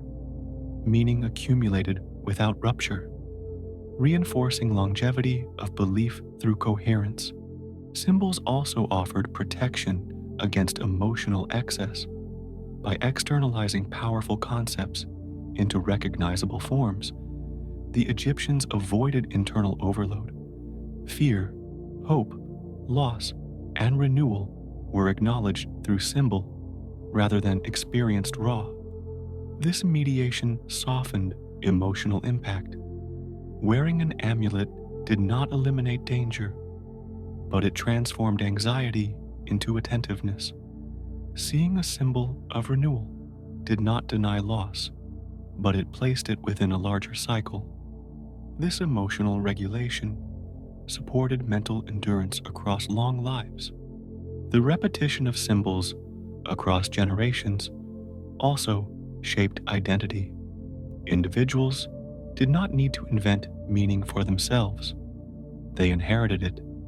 This inheritance reduced existential strain, allowing people to focus on living within an established framework rather than constructing one anew. Identity felt anchored rather than uncertain. Longevity benefited from this stability, as constant self-definition exhausts both mind and spirit. Symbols guided behavior subtly through association rather than command. A symbol of order encouraged orderly conduct. A symbol of protection encouraged caution without panic. Because these influences were indirect, they did not provoke resistance. They worked quietly, shaping choices over time. This gentle guidance aligned individual behavior with collective continuity, reinforcing social longevity without coercion. The integration of symbols into daily objects strengthened this effect. Tools, clothing, and household items carried familiar forms, meaning accompanied routine. Each action became an opportunity for reinforcement. Drawing water, preparing food, resting at night. Each was framed within a symbolic environment that affirmed balance and renewal. Life itself became ritualized gently, supporting consistency rather than disruption. Over time, symbolic language also facilitated acceptance of death. Images of rebirth, continuity, and protection surrounded the deceased and the living alike. Death was not framed as erasure, but as movement within a known pattern. Symbols reassured without argument. Their presence alone communicated that transition was expected and survivable. This reassurance reduced fear, allowing individuals to live fully without constant anxiety about an unknown end. The endurance of symbols depended on restraint. They were not overloaded with detail. They remained simple, repeatable, and legible. This simplicity allowed them to survive cultural shifts intact. Even when language changed, symbols remained understandable. They carried meaning beyond words. This independence from speech ensured longevity of belief, even when texts were lost or altered. As Egypt encountered external influences, symbols adapted without losing core function. New forms were absorbed gently, old ones remained. This flexibility within stability allowed culture to endure conquest and change without collapse. Symbols acted as anchors, holding identity steady amid transformation. In the end, the language of the eternal was not spoken loudly. It was woven into daily existence through familiar forms that asked nothing and offered reassurance. Gods and symbols did not promise control over time. They offered orientation within it. By trusting symbols to carry meaning forward, the Egyptians ensured that belief, like stone and memory, would endure quietly across centuries. While gods, symbols, and stone shaped the visible framework of endurance, longevity in Egypt was sustained most reliably through ordinary routines. Daily life moved slowly, guided by repetition rather than urgency. The Egyptians did not separate the sacred from the practical. Instead, everyday actions were treated as extensions of cosmic order. By living carefully within routine, individuals supported both bodily health and mental steadiness across long spans of time. Morning began with light, not alarm. As the sun rose, work followed naturally. There was no expectation of constant productivity. Tasks were paced according to daylight and season. During the hottest hours, activity slowed. Rest was not considered laziness, but wisdom. This respect for the body's limits reduced chronic strain.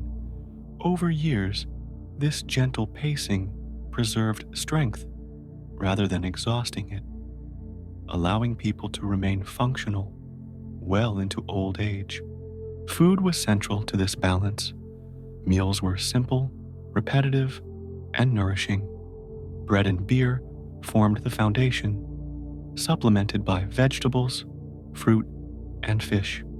This diet changed little over generations. Its consistency allowed the body to adapt efficiently. Digestion became predictable. Energy remained stable. Excess was uncommon, not because it was forbidden, but because it was unnecessary. Eating was not used to manage emotion or boredom. It was a practical act, repeated calmly each day. Preparation of food followed the same rhythm: grinding grain, baking bread, brewing beer. These tasks were communal and methodical. Movements repeated daily became efficient and measured. The body learned them well, reducing risk of injury. Communal preparation also strengthened social bonds, reducing isolation and emotional stress. Shared labor created shared rhythm, aligning individuals within a collective pace that supported long-term stability. Water use was deliberate. The Nile provided abundance, but it was respected. Washing, drinking, and irrigation followed established patterns. Cleanliness was valued not as vanity, but as maintenance. Regular washing reduced illness. Simple hygiene practices supported physical longevity quietly, without the need for complex intervention. The body was cared for steadily, not only when problems arose. Clothing supported comfort rather than display. Linen garments were light, breathable, and suited to the climate. They allowed the body to regulate temperature naturally, reducing fatigue. Simplicity in dress reduced social comparison and tension.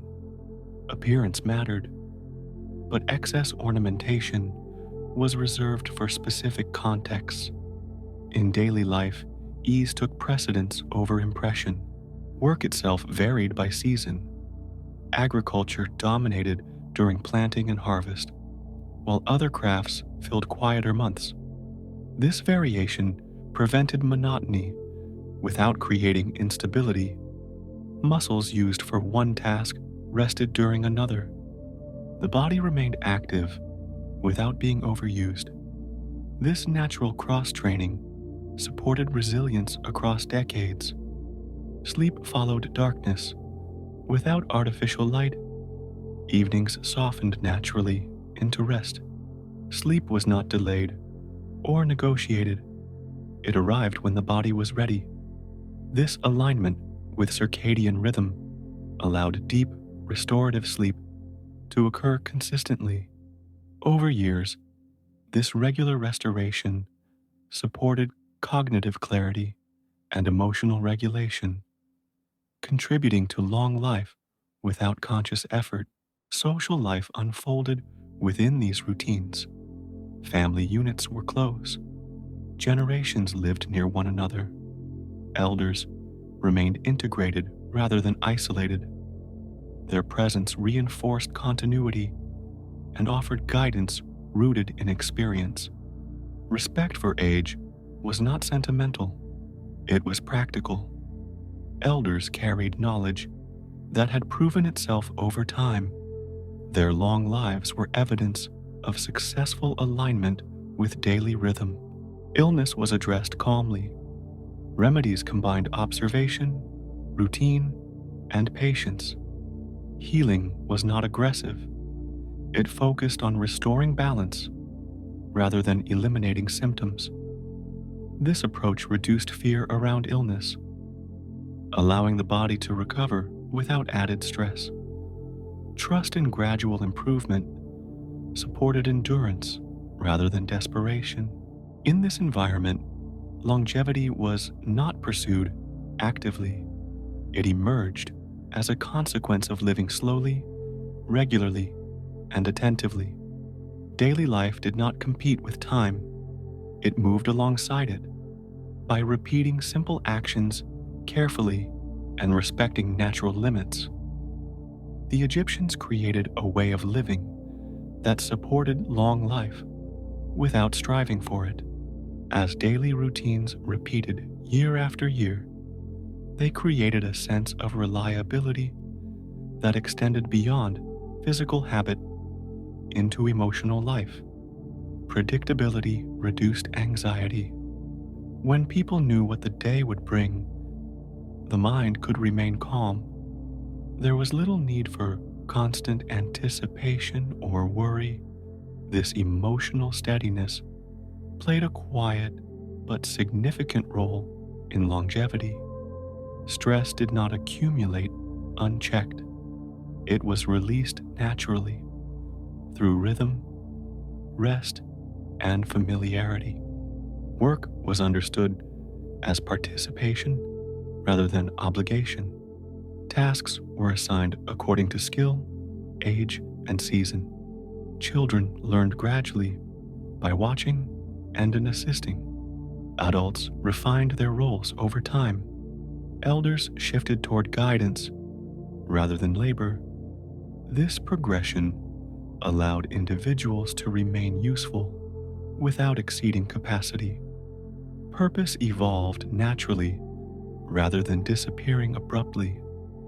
Feeling needed without being strained supported psychological endurance across long lives. Craftsmanship exemplified this balance. Artisans worked patiently, repeating the same motions until mastery emerged. There was no pressure to innovate constantly. Excellence was measured by consistency. This approach reduced frustration and preserved focus. The satisfaction of steady improvement replaced the stress of competition. Over decades, such work fostered calm concentration, supporting mental health and sustained engagement. Leisure was woven seamlessly into routine. Conversation, music, and simple games filled evenings and festival days. These activities were not escapes from work, but complements to it. They reinforced social bonds and allowed emotional expression without excess. Laughter and storytelling released tension gently, preventing emotional stagnation. Shared enjoyment strengthened community resilience, contributing to collective longevity. Festivals marked transitions without disrupting balance. They followed the calendar, arriving predictably. Preparation was communal. Celebration was contained. Excess was temporary. Afterward, routine resumed smoothly. This rhythm allowed emotional intensity without lasting imbalance. Joy was experienced fully, then released. Such moderation prevented extremes that exhaust body and mind. Family structures reinforced continuity. Marriage, childbirth, and aging followed familiar patterns. Roles were understood. Expectations were clear. This clarity reduced conflict and uncertainty. When disagreements arose, they were addressed within established frameworks rather than escalating unpredictably. Emotional disputes did not linger indefinitely. Resolution restored balance, preserving social harmony. Children grew within this structured environment, absorbing rhythm before instruction. They learned patience by waiting. They learned restraint by watching adults model it. These lessons were not enforced harshly. They were demonstrated consistently. As children matured, these habits supported resilience, allowing them to navigate life without constant emotional upheaval. Health practices reflected the same philosophy. Remedies were prepared from familiar ingredients. Treatments were applied gradually. Observation guided adjustment. There was trust in the body's ability to recover when supported properly. This trust reduced fear during illness, preventing panic-driven responses that can worsen outcomes. Healing unfolded slowly, aligned with the body's pace. Physical movement remained integrated into daily life. Walking, lifting, grinding, and carrying maintained strength without artificial exertion. These functional movements preserved mobility and balance. Bodies aged gradually rather than abruptly. Muscles remained active. Joints remained used. This natural activity supported longevity more effectively than sporadic intensity. Environmental awareness also contributed. Heat, light, and weather guided behavior. Shade was used. Water was conserved. Activity adjusted naturally. Rather than forcing productivity regardless of conditions, people adapted. This flexibility reduced strain and preserved energy. Over decades, such conservation supported sustained health. In this way, longevity emerged not from extraordinary measures, but from ordinary choices repeated calmly. Daily life in Egypt did not seek to extend existence artificially. It sought to align existence with natural rhythm. By honoring routine, rest, community, and moderation, the Egyptians practiced the quiet art of living long, allowing years to accumulate gently rather than being consumed quickly. As routine carried people steadily through the years, it also shaped how aging itself was perceived. Growing older was not framed as decline, but as transition. Strength changed form rather than disappearing. Physical labor softened into guidance. Speed gave way to accuracy. Experience replaced force. This gradual shift allowed individuals to remain engaged without feeling diminished. Aging unfolded without shock, preserving dignity and purpose well into later life. Elders occupied a visible place within households and communities. They were consulted rather than sidelined. Their presence provided continuity, linking memory to current action. Because they had lived through many cycles of flood, harvest, and change, they offered perspective. This perspective reduced fear during difficult periods. When hardship arose, elders reminded others that conditions had shifted before and would do so again. This reassurance stabilized emotion, preventing panic and despair from spreading. Care for the aging body was gentle and consistent. Movement slowed naturally. Rest increased without stigma. There was no expectation to maintain youthful output indefinitely. This acceptance reduced internal conflict. The body was allowed to age without resistance. In turn, it aged more slowly. Stress did not accelerate decline. Calm acceptance supported gradual adaptation. Nutrition continued to follow established patterns. Diet did not change drastically with age. Familiar foods remained accessible. Portions adjusted naturally. Digestion adapted. This consistency prevented shock to the body's systems. Elderly individuals remained nourished without overburdening digestion, supporting sustained health. Social connection remained strong. Elders were rarely isolated. They lived among family, participating in daily life at their own pace. Conversation, observation, and storytelling kept the mind active without pressure. Cognitive engagement emerged naturally from social presence rather than forced stimulation.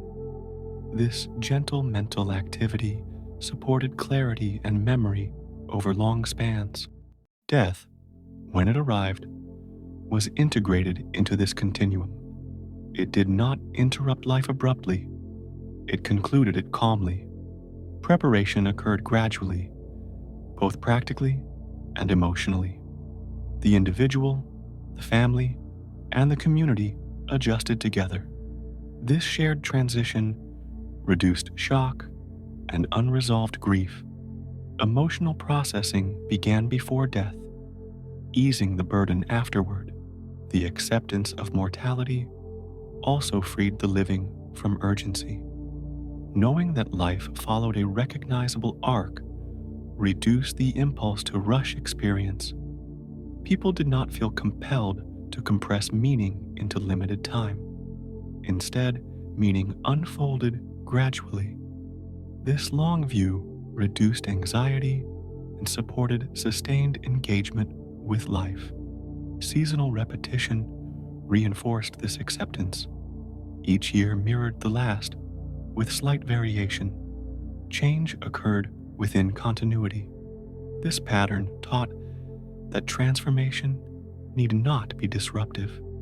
Aging mirrored seasonal change, visible, predictable, and meaningful. Just as fields rested and renewed, so too did individuals adjust across stages of life.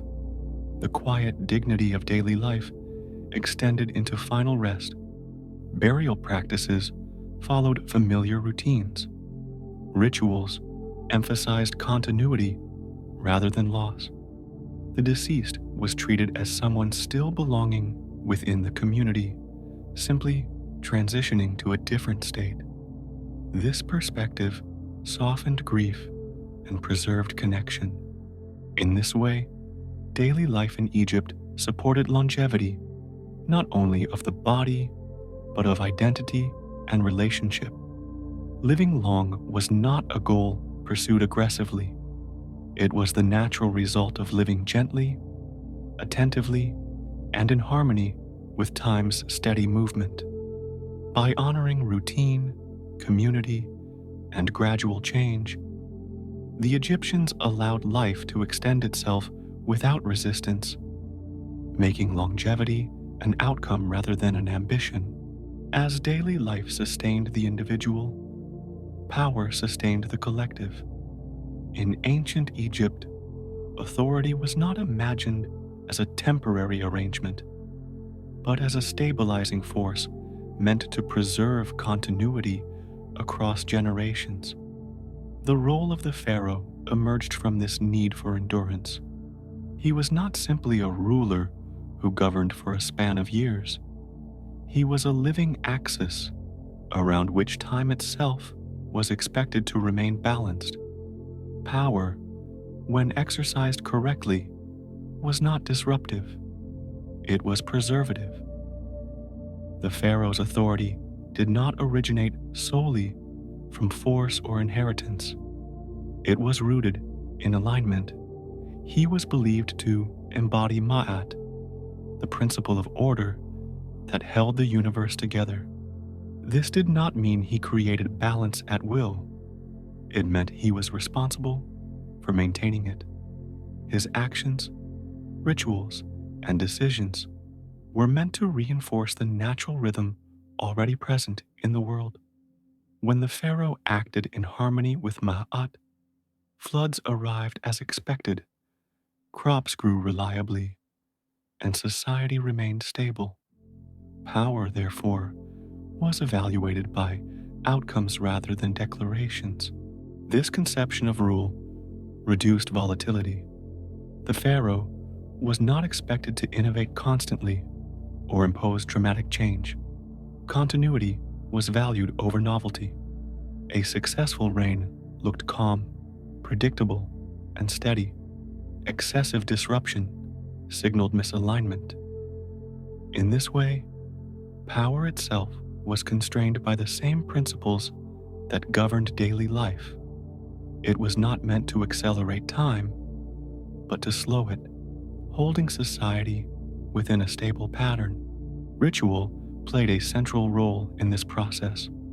The pharaoh performed ceremonies not to display dominance, but to reaffirm balance. These rituals were repetitive, precise, and unchanging. Their repetition mattered more than their spectacle. Each performance reinforced the idea that order persisted. The pharaoh did not command the gods. He cooperated with them, maintaining the conditions under which harmony could continue. The visual language of kingship reflected this restraint. The pharaoh was depicted in idealized form, unchanged by age or circumstance. This was not denial of aging. It was symbolic continuity. The image of the ruler represented the office rather than the individual. By presenting the pharaoh as timeless, art reinforced the idea that authority transcended individual lifespan.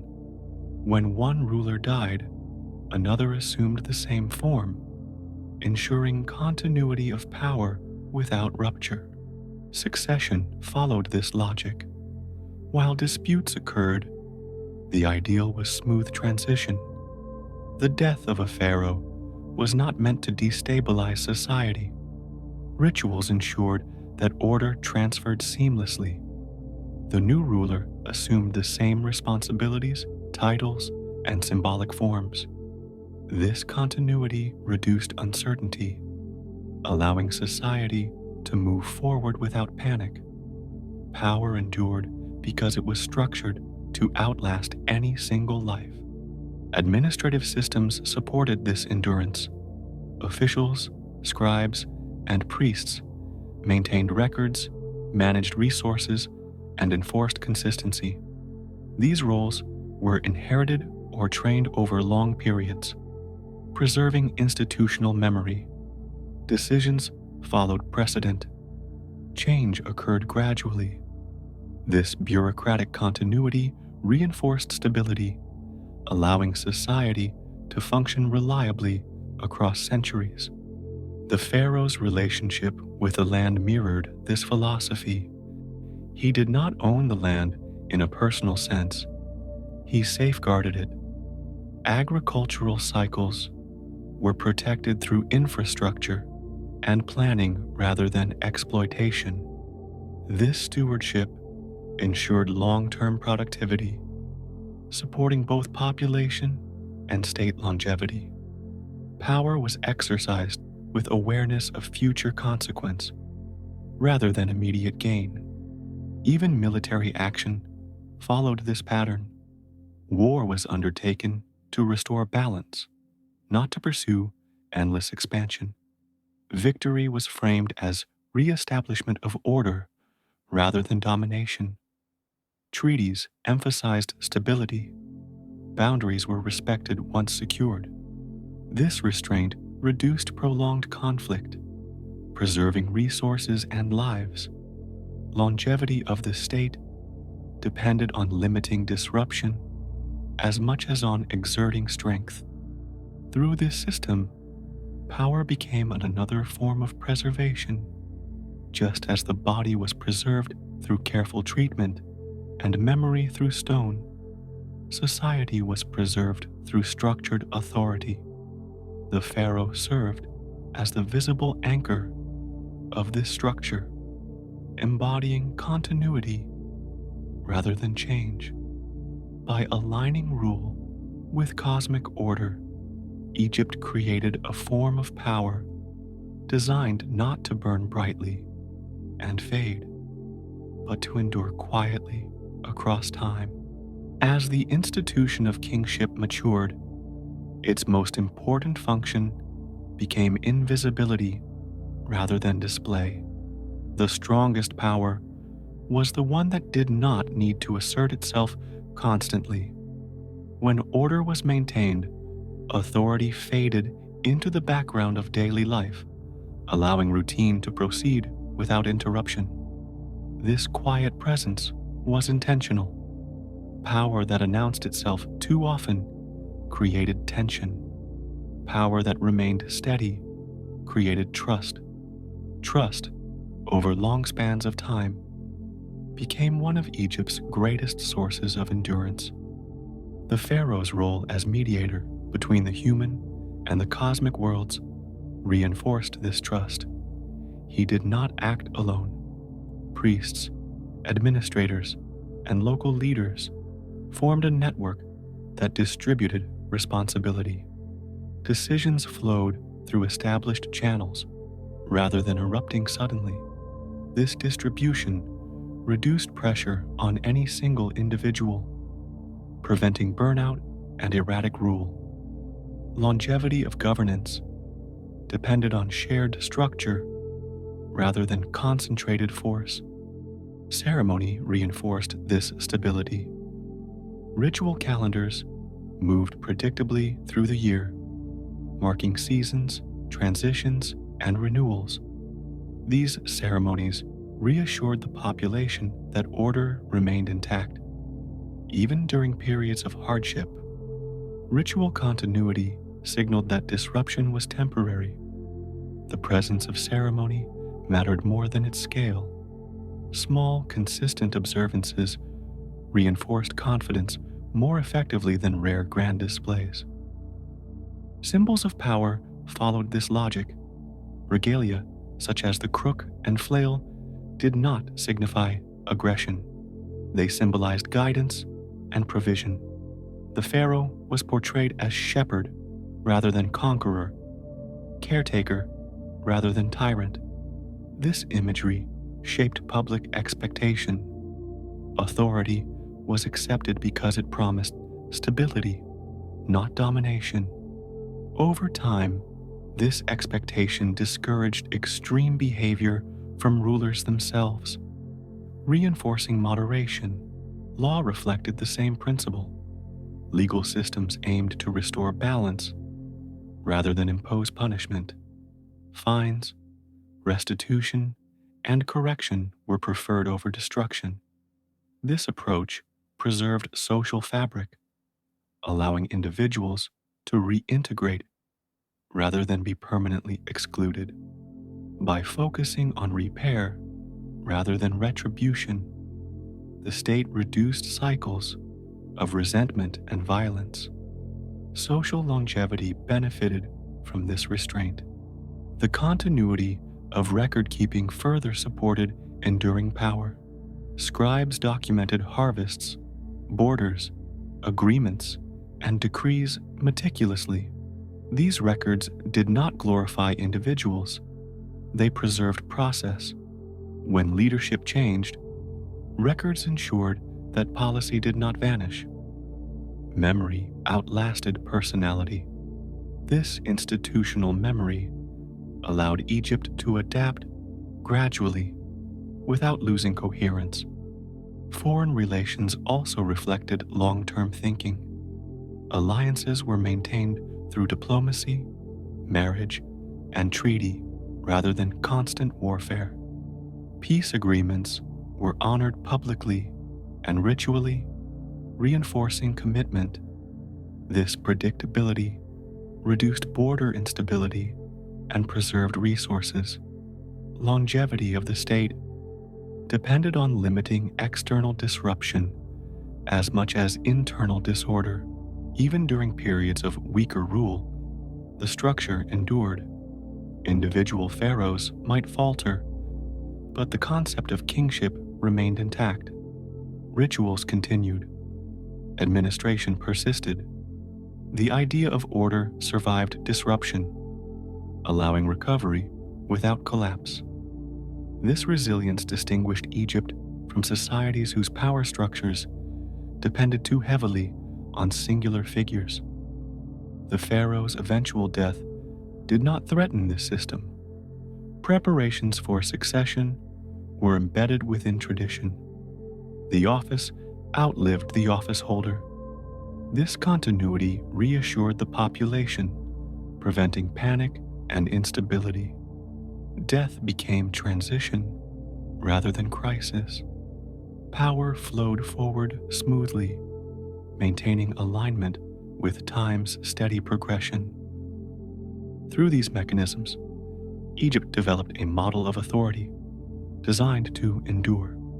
Power was restrained, distributed, ritualized, and predictable. It moved slowly, adjusted cautiously, and avoided unnecessary extremes. By aligning governance with the same principles that governed daily life and cosmic order, Egypt ensured that power itself became a source of longevity rather than disruption. As the institution of kingship matured, its most important function became invisibility rather than display. The strongest power was the one that did not need to assert itself constantly. When order was maintained, authority faded into the background of daily life, allowing routine to proceed without interruption. This quiet presence was intentional. Power that announced itself too often created tension. Power that remained steady created trust. Trust, over long spans of time, became one of Egypt's greatest sources of endurance. The pharaoh's role as mediator between the human and the cosmic worlds reinforced this trust. He did not act alone. Priests, administrators, and local leaders formed a network that distributed responsibility. Decisions flowed through established channels rather than erupting suddenly. This distribution reduced pressure on any single individual, preventing burnout and erratic rule. Longevity of governance depended on shared structure rather than concentrated force. Ceremony reinforced this stability. Ritual calendars moved predictably through the year, marking seasons, transitions, and renewals. These ceremonies reassured the population that order remained intact. Even during periods of hardship, ritual continuity signaled that disruption was temporary. The presence of ceremony mattered more than its scale.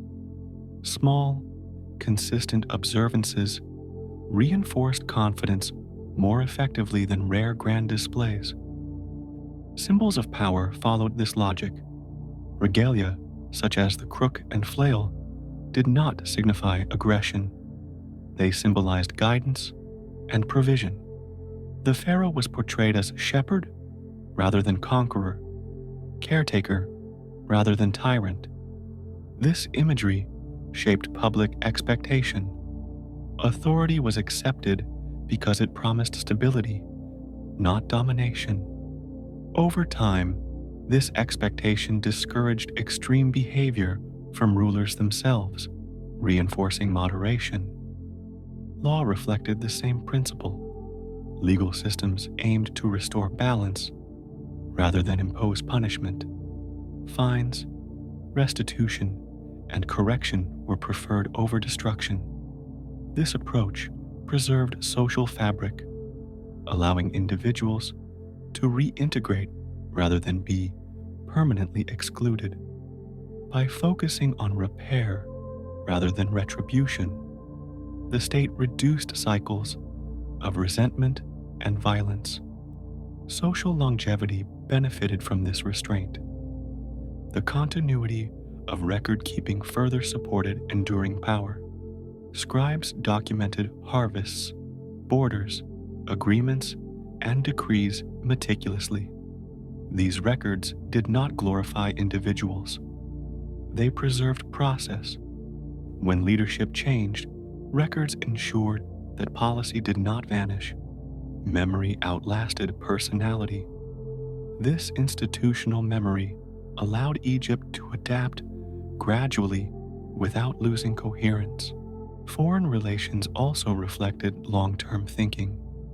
Alliances were maintained through diplomacy, marriage, and treaty rather than constant warfare. Peace agreements were honored publicly and ritually, reinforcing commitment. This predictability reduced border instability and preserved resources. Longevity of the state depended on limiting external disruption as much as internal disorder. Even during periods of weaker rule, the structure endured. Individual pharaohs might falter, but the concept of kingship remained intact. Rituals continued. Administration persisted. The idea of order survived disruption, allowing recovery without collapse. This resilience distinguished Egypt from societies whose power structures depended too heavily on singular figures. The pharaoh's eventual death did not threaten this system. Preparations for succession were embedded within tradition. The office outlived the office holder. This continuity reassured the population, preventing panic and instability. Death became transition rather than crisis. Power flowed forward smoothly, maintaining alignment with time's steady progression. Through these mechanisms, Egypt developed a model of authority designed to endure. Power was restrained, distributed, ritualized, and predictable. It moved slowly, adjusted cautiously, and avoided unnecessary extremes.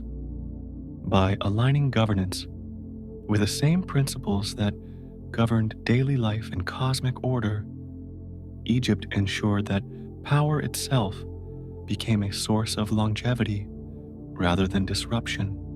As centuries unfolded, the enduring structure of kingship shaped not only governance, but the collective understanding of time and stability.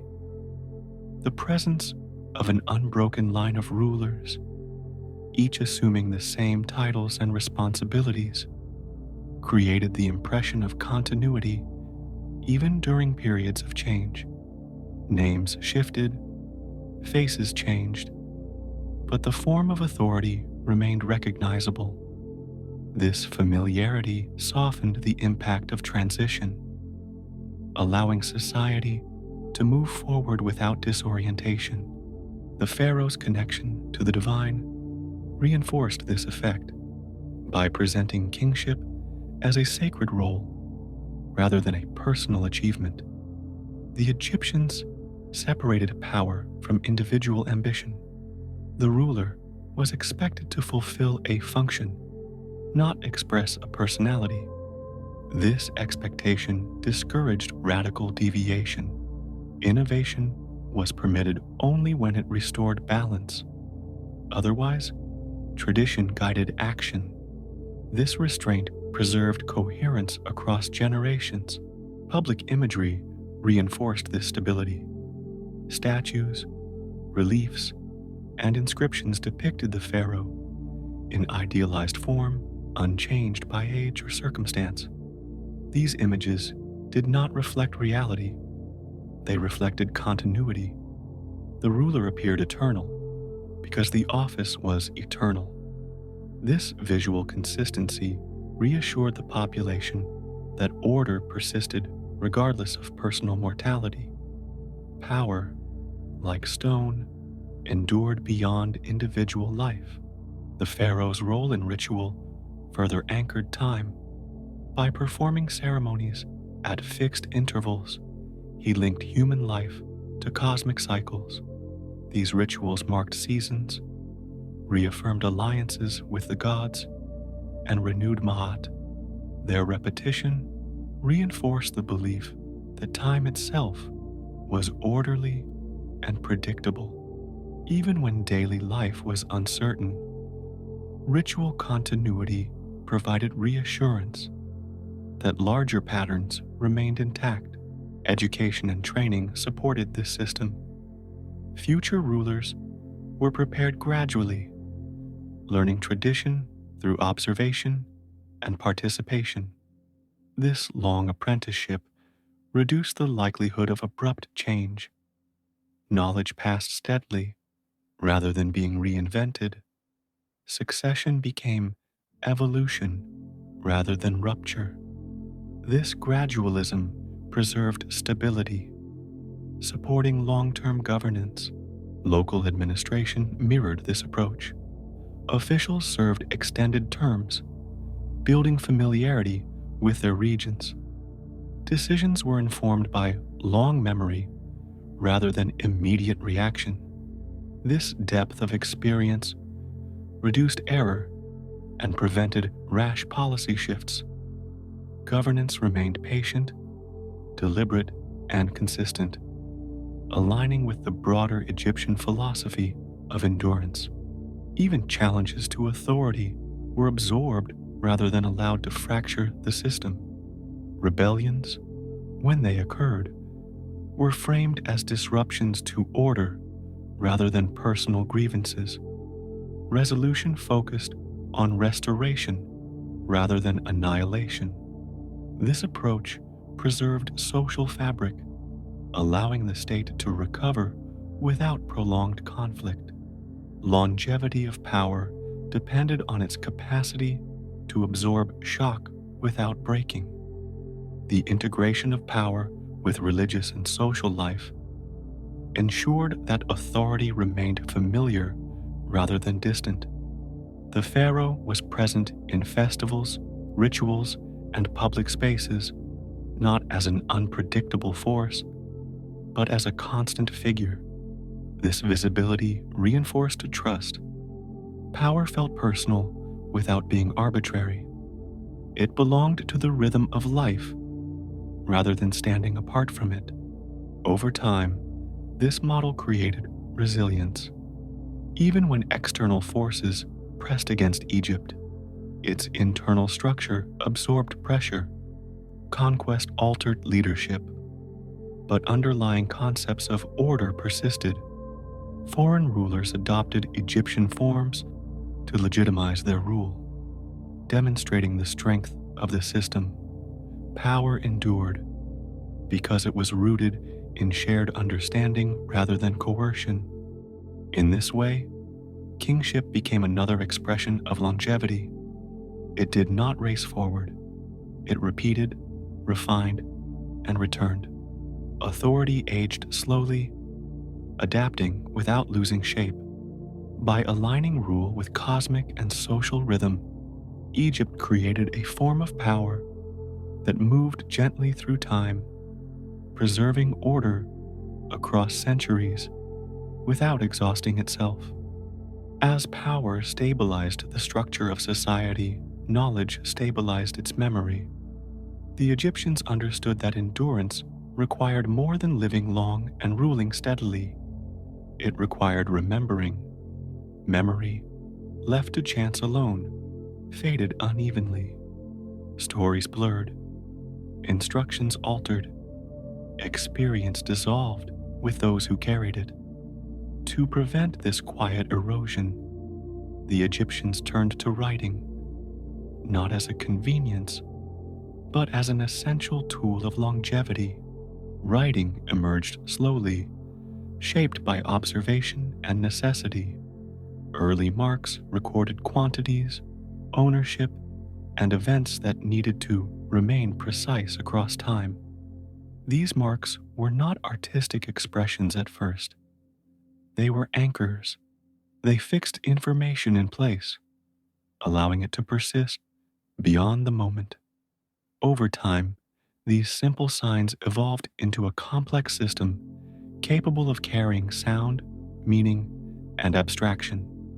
This evolution reflected the same patient refinement seen in architecture and ritual.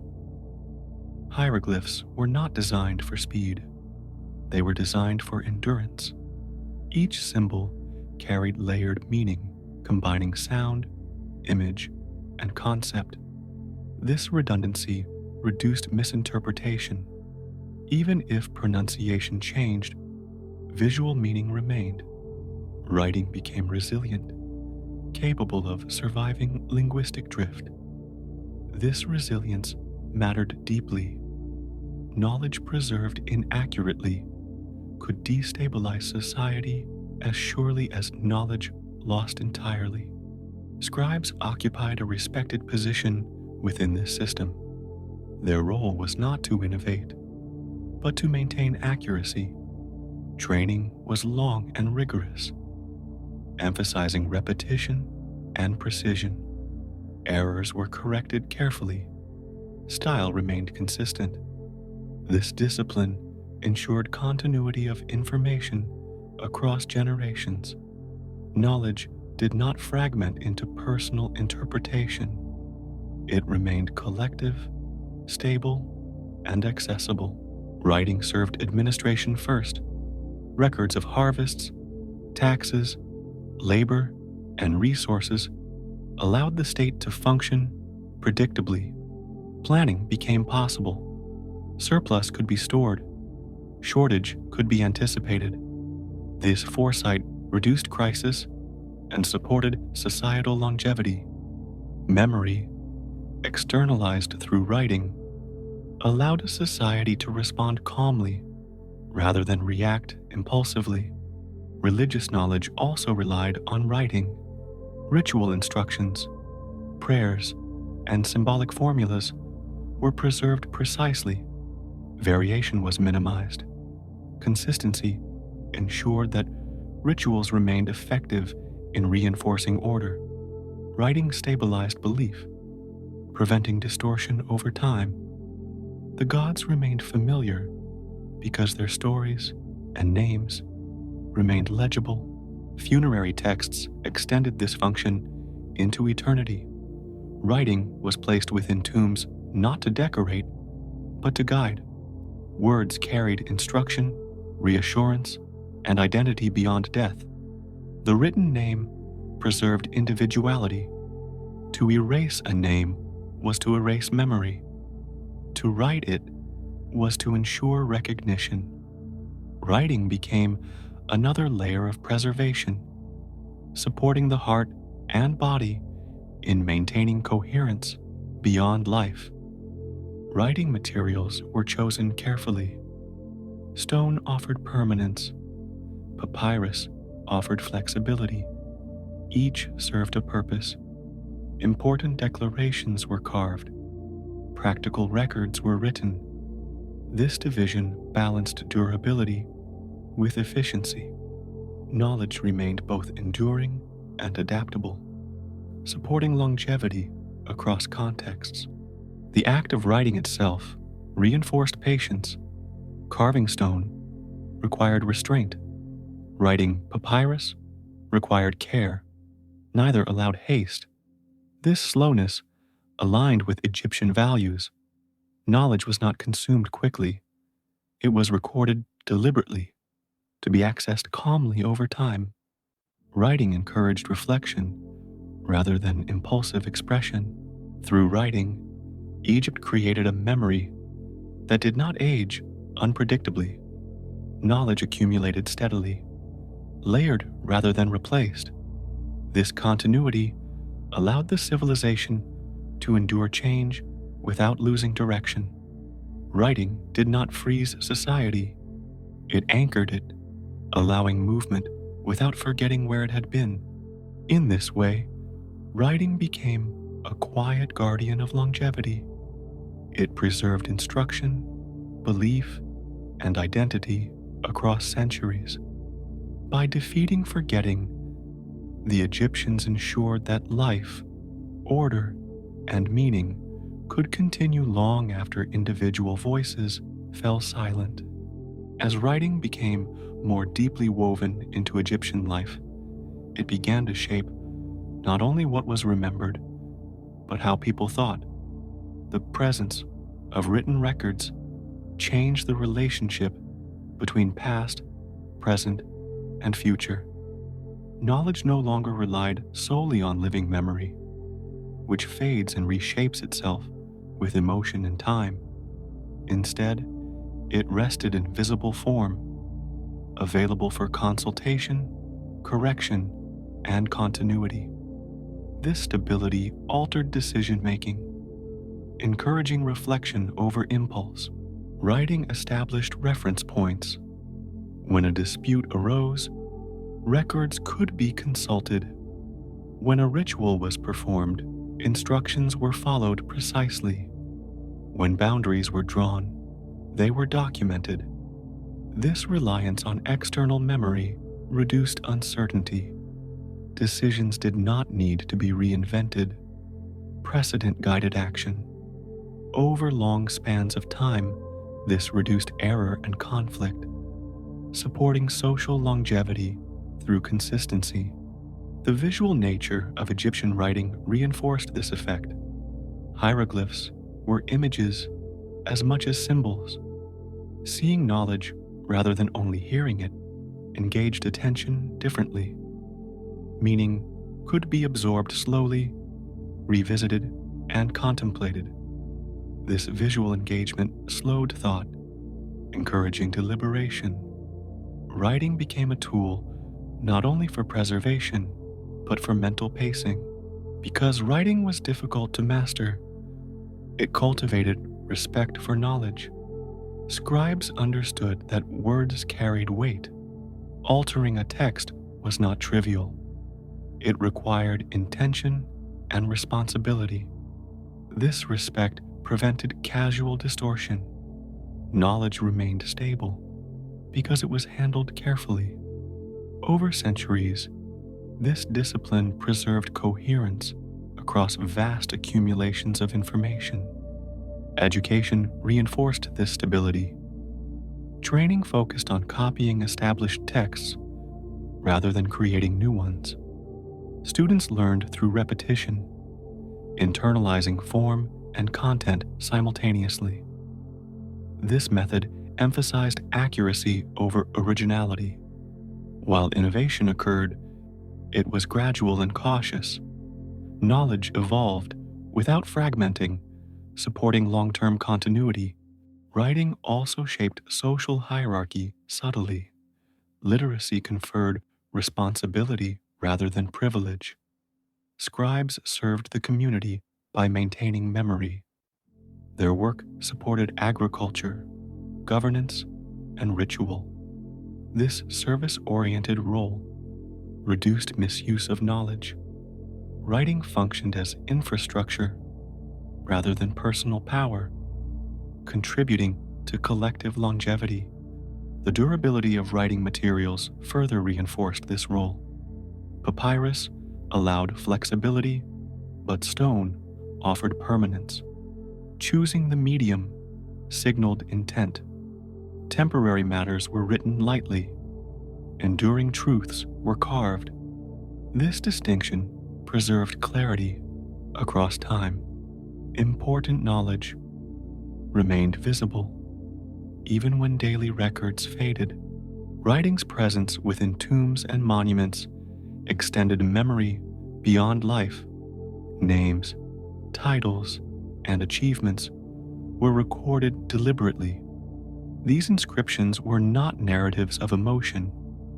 They were statements of identity and continuity. Writing ensured that individuals remained recognizable within the collective memory of society. Longevity of identity depended on this recognition.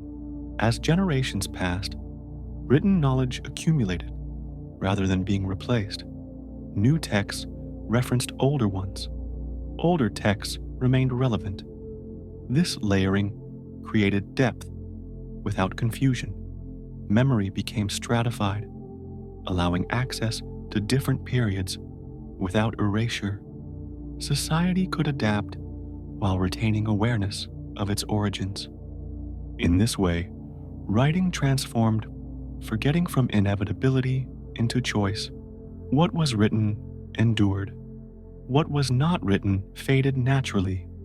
This selectivity allowed Egypt to curate its memory carefully, preserving what supported order and letting go of what did not. Knowledge became a stabilizing force, guiding society gently through time. As written knowledge continued to accumulate, it began to shape Egypt's sense of permanence in ways that extended beyond administration and ritual. Writing offered a method for stabilizing identity itself. A person's name, once written, gained weight and endurance. Spoken words vanished into air, but written names remained present, visible, and retrievable. This permanence transformed how individuals understood existence. To be written was to be acknowledged. To be acknowledged was to endure. The careful preservation of names reflected this belief. Names were carved, copied, and protected deliberately. Damage to a name was considered more than vandalism. It was a threat to continuity. Writing ensured that individuals remained part of the collective memory long after physical presence faded. This reassurance softened fear of disappearance, allowing people to live without urgency or desperation. Identity did not rely solely on memory held by others. It rested in durable form. Writing also preserved instruction across generations. Techniques, formulas, and procedures did not vanish when practitioners died. Medical remedies, architectural measurements, agricultural timing, and ritual sequences were recorded carefully. This preservation reduced trial and error. Knowledge did not reset each generation. It accumulated. This accumulation allowed gradual refinement without collapse, supporting long-term advancement without destabilization. The structure of Egyptian writing supported this stability. Hieroglyphs combined sound and meaning, reducing ambiguity. Determinatives clarified context. Redundancy ensured comprehension even when pronunciation shifted. This layered design prevented misinterpretation across time. Knowledge remained accessible without constant translation. Writing became self-correcting, preserving clarity through structure rather than enforcement. Writing also moderated authority. Decrees recorded publicly limited arbitrary power. Laws and agreements fixed expectations. Even rulers were bound by written tradition. This constraint preserved order beyond individual reigns. Authority became predictable rather than volatile. Longevity of governance benefited from this shared reference. The practice of copying texts reinforced discipline. Scribes did not rush. They repeated established forms meticulously. Each copy reaffirmed continuity. Errors were corrected patiently. This repetition stabilized content and trained attention. Writing itself became a meditative act, aligning the mind with patience and care. As texts accumulated, they formed archives of collective experience. These archives were not consulted constantly, but their presence mattered. Knowing that knowledge existed preserved confidence. Society did not fear forgetting, because forgetting was no longer total. Writing offered recovery. Even when disruptions occurred, texts allowed reconstruction. The physical act of reading reinforced this effect. Reading hieroglyphs required time. The eye moved deliberately, meaning unfolded gradually. This pacing discouraged impulsive interpretation. Understanding emerged through attention rather than speed. Writing slowed thought, supporting clarity and restraint. Over centuries, writing transformed Egypt into a civilization that remembered itself. Memory did not depend solely on fragile transmission. It rested in stone and fiber, available across time. This preservation allowed identity to persist despite change. Writing did not prevent transformation, it anchored it. In defeating forgetting, the Egyptians did not seek immortality of information alone. They sought continuity of understanding. Writing ensured that the lessons of balance, patience, and order remained accessible. Through this quiet preservation, knowledge itself became a form of longevity, extending the life of ideas far beyond the lives that conceived them. As memory extended life beyond the present, the Egyptians turned their attention calmly toward what lay beyond the final breath. Death was not approached as an ending, but as a transition within a much larger continuum. This perspective did not arise from denial, it arose from structure. When life was understood as cyclical and ordered, death became another phase rather than a rupture. The long horizon extended past the visible world, and preparation for it began early, quietly, and without fear. The body held central importance in this understanding. It was not seen as a temporary shell to be discarded, but as an enduring vessel that required care even after death. Preservation of the body ensured continuity of identity. The Egyptians believed that aspects of the self depended on recognizing the familiar form. If the body remained intact, the self remained coherent. This belief shaped funerary practices with precision and patience. Mummification reflected the same restraint seen in daily life. It was not rushed. Each step unfolded methodically. Moisture was removed gradually.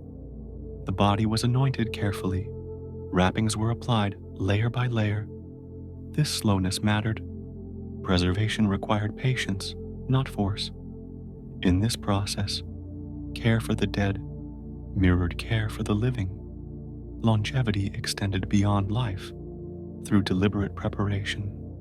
The heart occupied a unique role. It was considered the seat of thought, memory, and intention. During judgment, the heart would be weighed. This image reinforced moral continuity. Actions in life mattered not because of punishment, but because they shaped balance. Living well aligned the heart with order. Death simply revealed this alignment. Judgment was not arbitrary. It was reflective. The afterlife was imagined as familiar rather than exotic. Fields resembled those of the Nile Valley. Daily activities continued. Work, rest, and enjoyment persisted in recognizable form. This familiarity reduced fear. Eternity was not unknown. It was continuity without limitation. This vision allowed individuals to live fully without clinging anxiously to the present.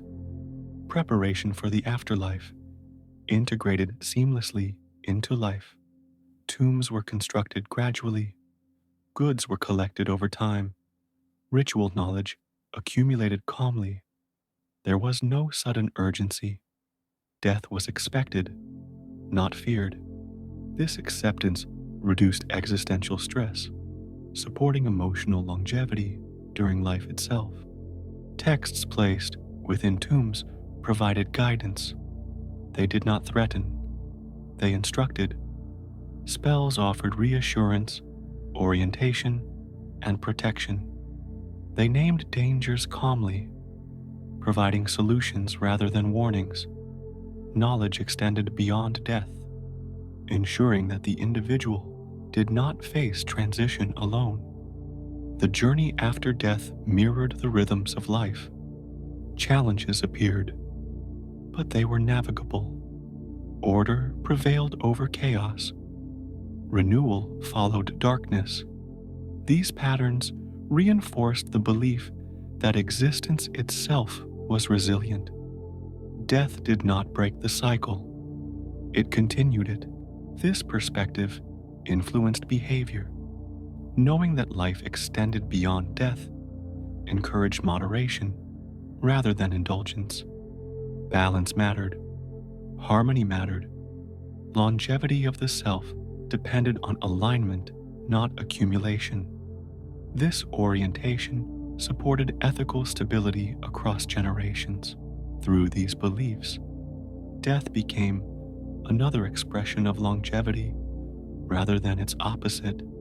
By preparing carefully and accepting transition calmly, the Egyptians extended their sense of self across the horizon of time, ensuring continuity beyond the visible world. As beliefs about the afterlife settled into everyday awareness, they shaped how the Egyptians lived each moment. Death was not distant or avoided in thought. It was present without being oppressive. This quiet familiarity reduced fear. When an idea is integrated rather than resisted, it loses its power to unsettle.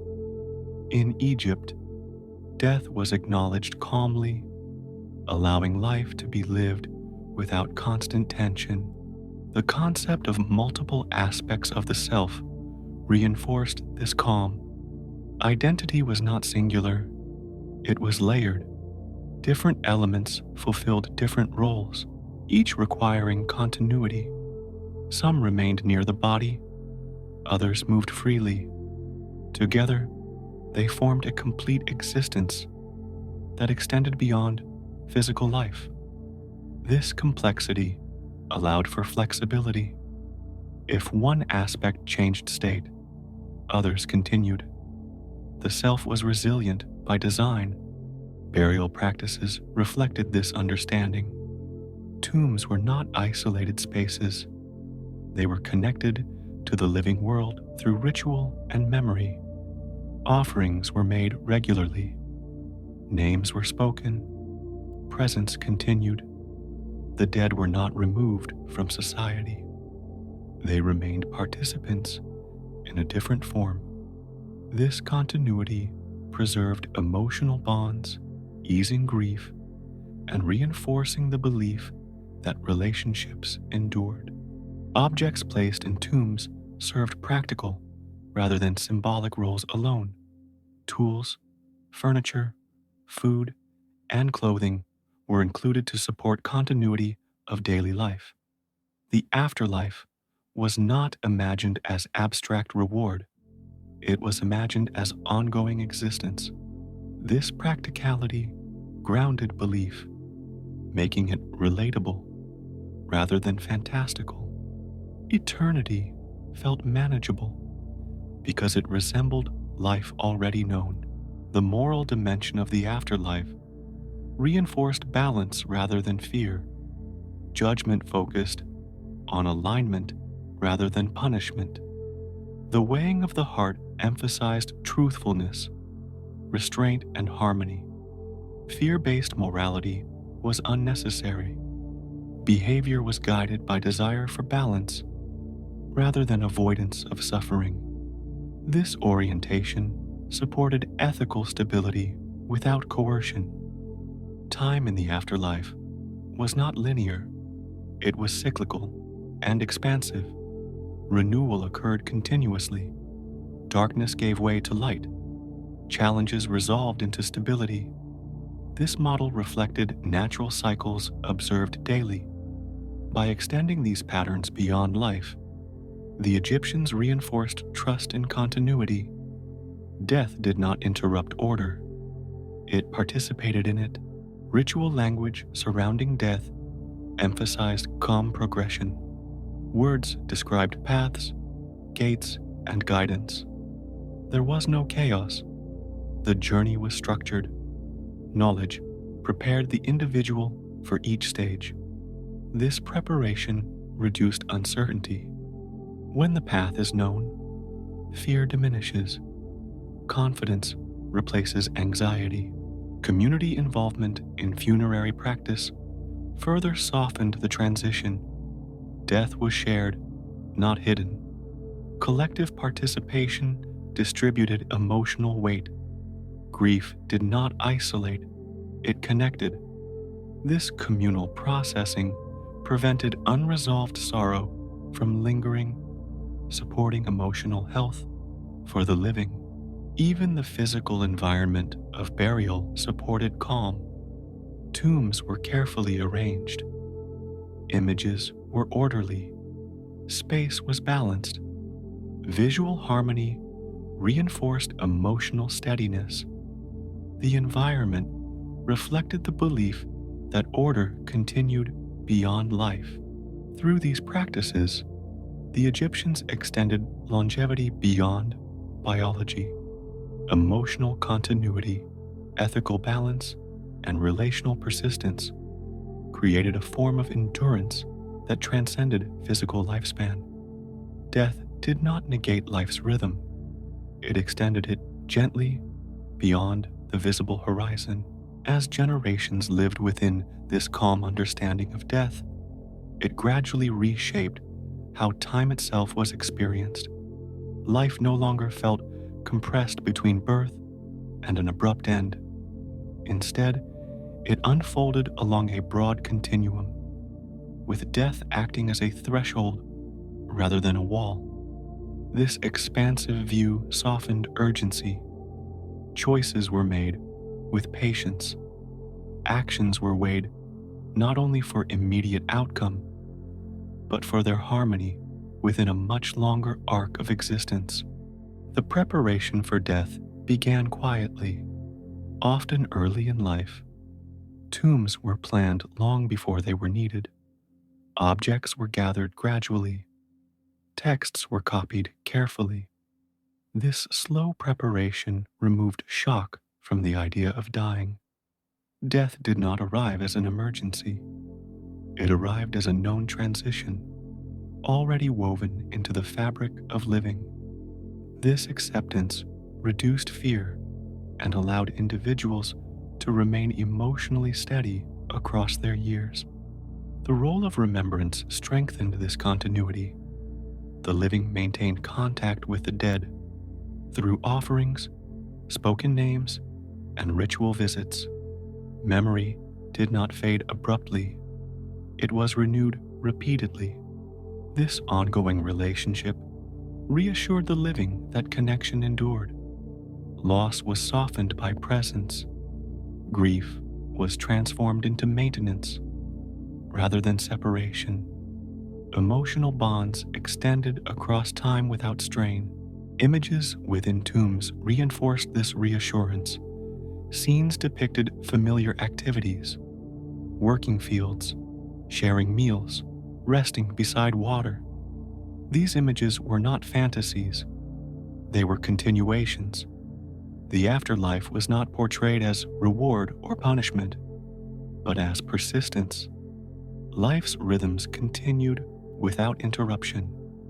This familiarity anchored belief, preventing fear of the unknown. The journey after death was structured deliberately. Gates, guardians, and stages were described with clarity. Each challenge had a response. Each passage had guidance. Knowledge replaced uncertainty. When knowledge is available, fear diminishes naturally. Preparation became empowerment. The individual did not drift helplessly. They moved with awareness. This structured vision of the afterlife also reinforced ethical clarity. Actions in life shaped readiness, not outcome alone. Alignment with balance mattered more than perfection. Mistakes did not doom the individual. Disharmony could be corrected through awareness and restraint. This forgiving model reduced moral anxiety. Life could be lived attentively without constant self-judgment. The acceptance of death also influenced how endings were approached within life itself. Transitions, aging, role change, loss were treated as phases rather than failures. Each stage held value.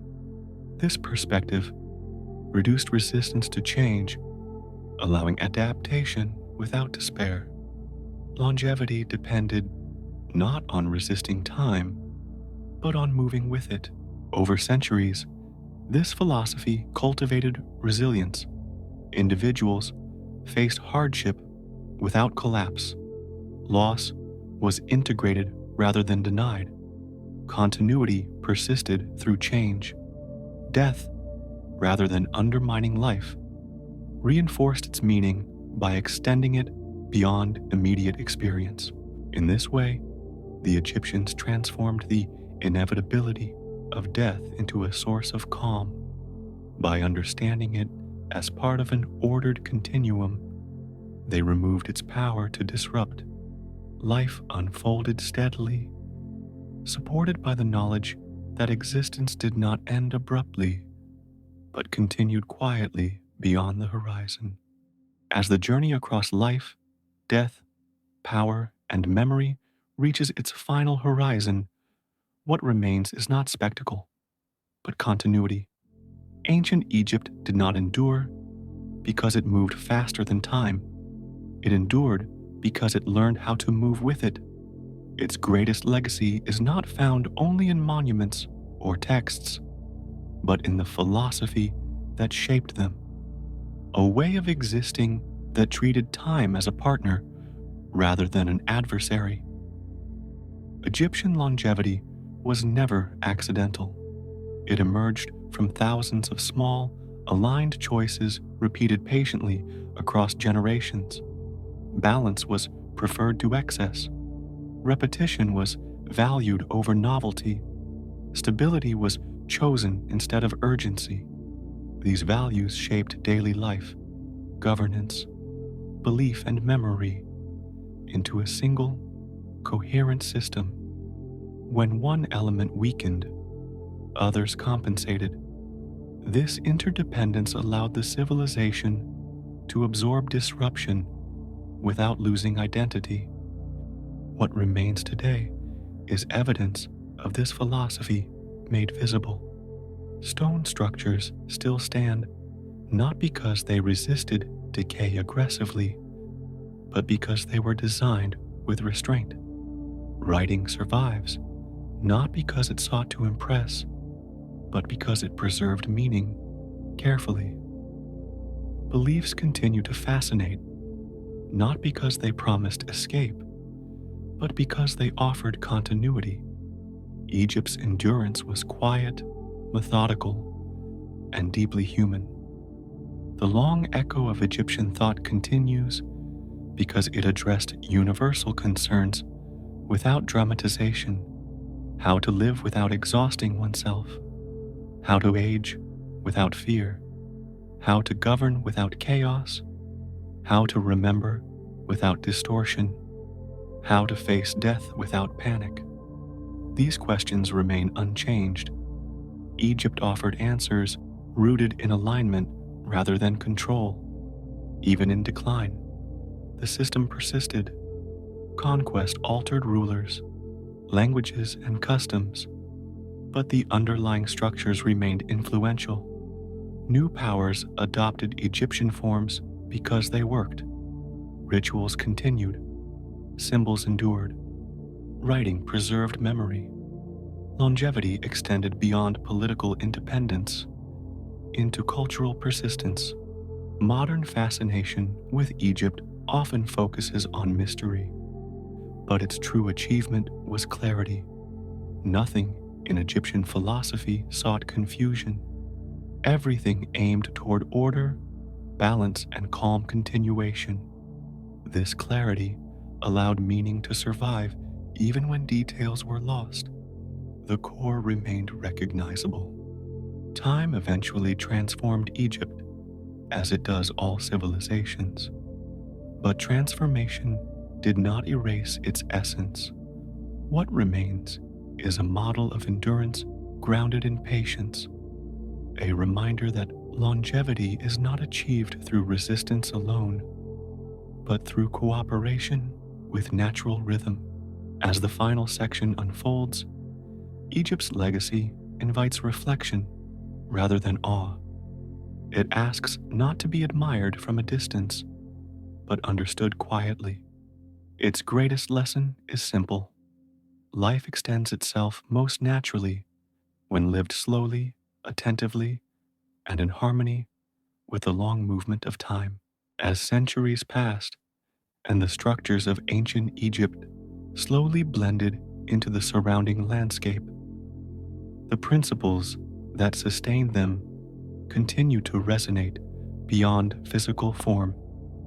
Even when temples fell silent and writing faded from daily use, the underlying logic of endurance remained embedded in human memory. Egypt's legacy did not require constant recognition to survive.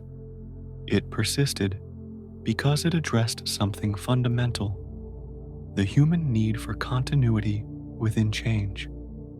The quiet endurance of Egyptian ideas can be felt in how later cultures approached time, memory, and order. Concepts of balance, ritual repetition, and moral alignment echoed far beyond the Nile Valley.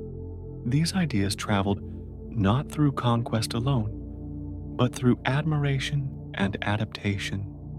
They were adopted because they worked. They offered stability in uncertain worlds. In this way, Egypt's influence extended invisibly, shaping thought long after political power dissolved. One of the most enduring aspects of this legacy is the acceptance of gradual transformation. Egyptian culture did not fear slow change, it anticipated it. Structures were designed to weather centuries, knowing that surfaces would erode, but forms would remain. This approach contrasts sharply with civilizations driven by rapid expansion or constant reinvention. Egypt demonstrated that longevity favors systems capable of absorbing time rather than resisting it. The treatment of memory offers another lasting lesson. By externalizing memory through writing and monument, Egypt reduced the fragility of oral transmission. Knowledge survived individuals. Identity persisted beyond generations. This approach allowed culture to accumulate depth rather than restarting repeatedly. Modern societies continue to rely on this principle, preserving information in durable forms to maintain continuity amid rapid change. Egypt's relationship with death also left a subtle imprint. By framing mortality as transition rather than termination, the culture reduced existential fear. This calm acceptance allowed individuals to live without constant anxiety about loss. While later belief systems altered the details, the underlying desire to integrate death into life, rather than deny it, remains a recurring human theme. Egypt offered one of the earliest structured responses to this universal concern. Even the Egyptian approach to authority continues to resonate. Power was legitimized through service to order rather than personal ambition. Stability mattered more than spectacle. This model influenced later concepts of governance that value continuity, law, and precedent over individual dominance. While no system remains unchanged, the preference for restrained authority reflects Egypt's enduring influence. The physical remnants of Egypt now serve as markers rather than active participants in daily life. Yet their presence still shapes perception. Standing before a pyramid or temple invites a different sense of time. Urgency fades, perspective widens. The scale alone encourages patience. These structures continue to teach without words, offering a quiet reminder that endurance is possible. Egypt's legacy endures not because it is preserved perfectly, but because it remains adaptable. Its ideas have been interpreted, transformed, and reused across eras. This adaptability mirrors the very principles it embodied. Longevity depends not on rigidity, but on coherence maintained through change. As the story draws closer to its conclusion, what remains is not a list of achievements, but a pattern of living. Egypt offers a vision of existence guided by rhythm, balance, and patience. It suggests that longevity emerges naturally when life is aligned with time rather than forced against it. This legacy does not demand imitation. It invites reflection. In a world often driven by acceleration, Egypt's quiet endurance offers an alternative: to slow down, to repeat what works, and to trust that continuity itself is a form of strength. Through this lens, Egypt continues to live, not as a distant past, but as an enduring echo within human understanding. As the final echoes of ancient Egypt settle into stillness, what remains is not a civilization frozen in the past, but a rhythm that continues to move gently through human awareness. Egypt does not speak loudly across time. It does not demand attention. Its endurance lies in how effortlessly its principles continue to feel familiar. Balance, patience, continuity, and respect for natural cycles remain intuitively meaningful because they reflect something deeply human. The greatest achievement of Egypt was not permanence of form, but coherence of thought. Over thousands of years, its people maintained a consistent relationship with time. They did not attempt to dominate it or escape it. They learned to cooperate with it. This cooperation shaped every layer of existence, from how food was prepared to how death was understood. Longevity was never isolated as a goal. It emerged naturally from alignment. As modern observers, we often search for secrets, formulas, or hidden knowledge, yet Egypt's message is remarkably simple.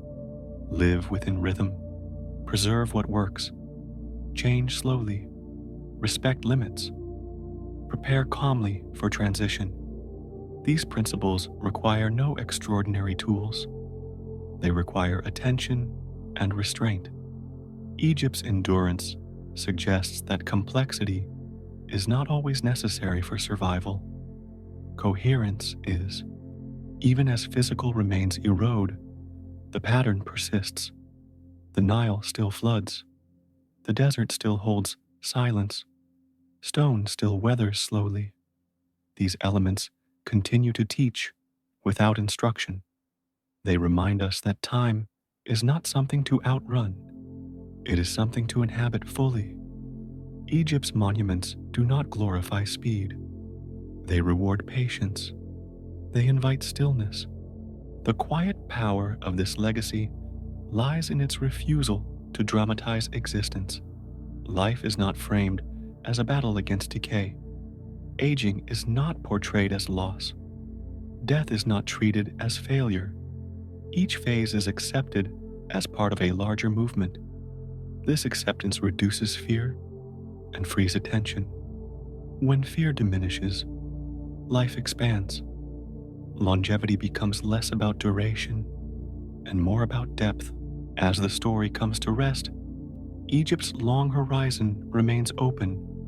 It does not close with an ending. It widens into silence. The civilization's greatest contribution may be this: the reminder that endurance is possible without urgency, that memory can persist without force, and that life, when lived gently and attentively, extends itself naturally. In this stillness, the ancient world does not feel distant. It feels present, not as history, but as atmosphere, the slow rhythm of the Nile, The measured carving of stone, the careful copying of words, all continue to echo quietly. Egypt remains, not because it refused to change, but because it understood how to remain itself while doing so. And so, as this journey settles into calm, the long echo of Egypt fades softly into the background, where it has always belonged, not as noise, not as spectacle, but as a steady presence, reminding us that time can be a companion, and that living slowly may be the most enduring choice of all.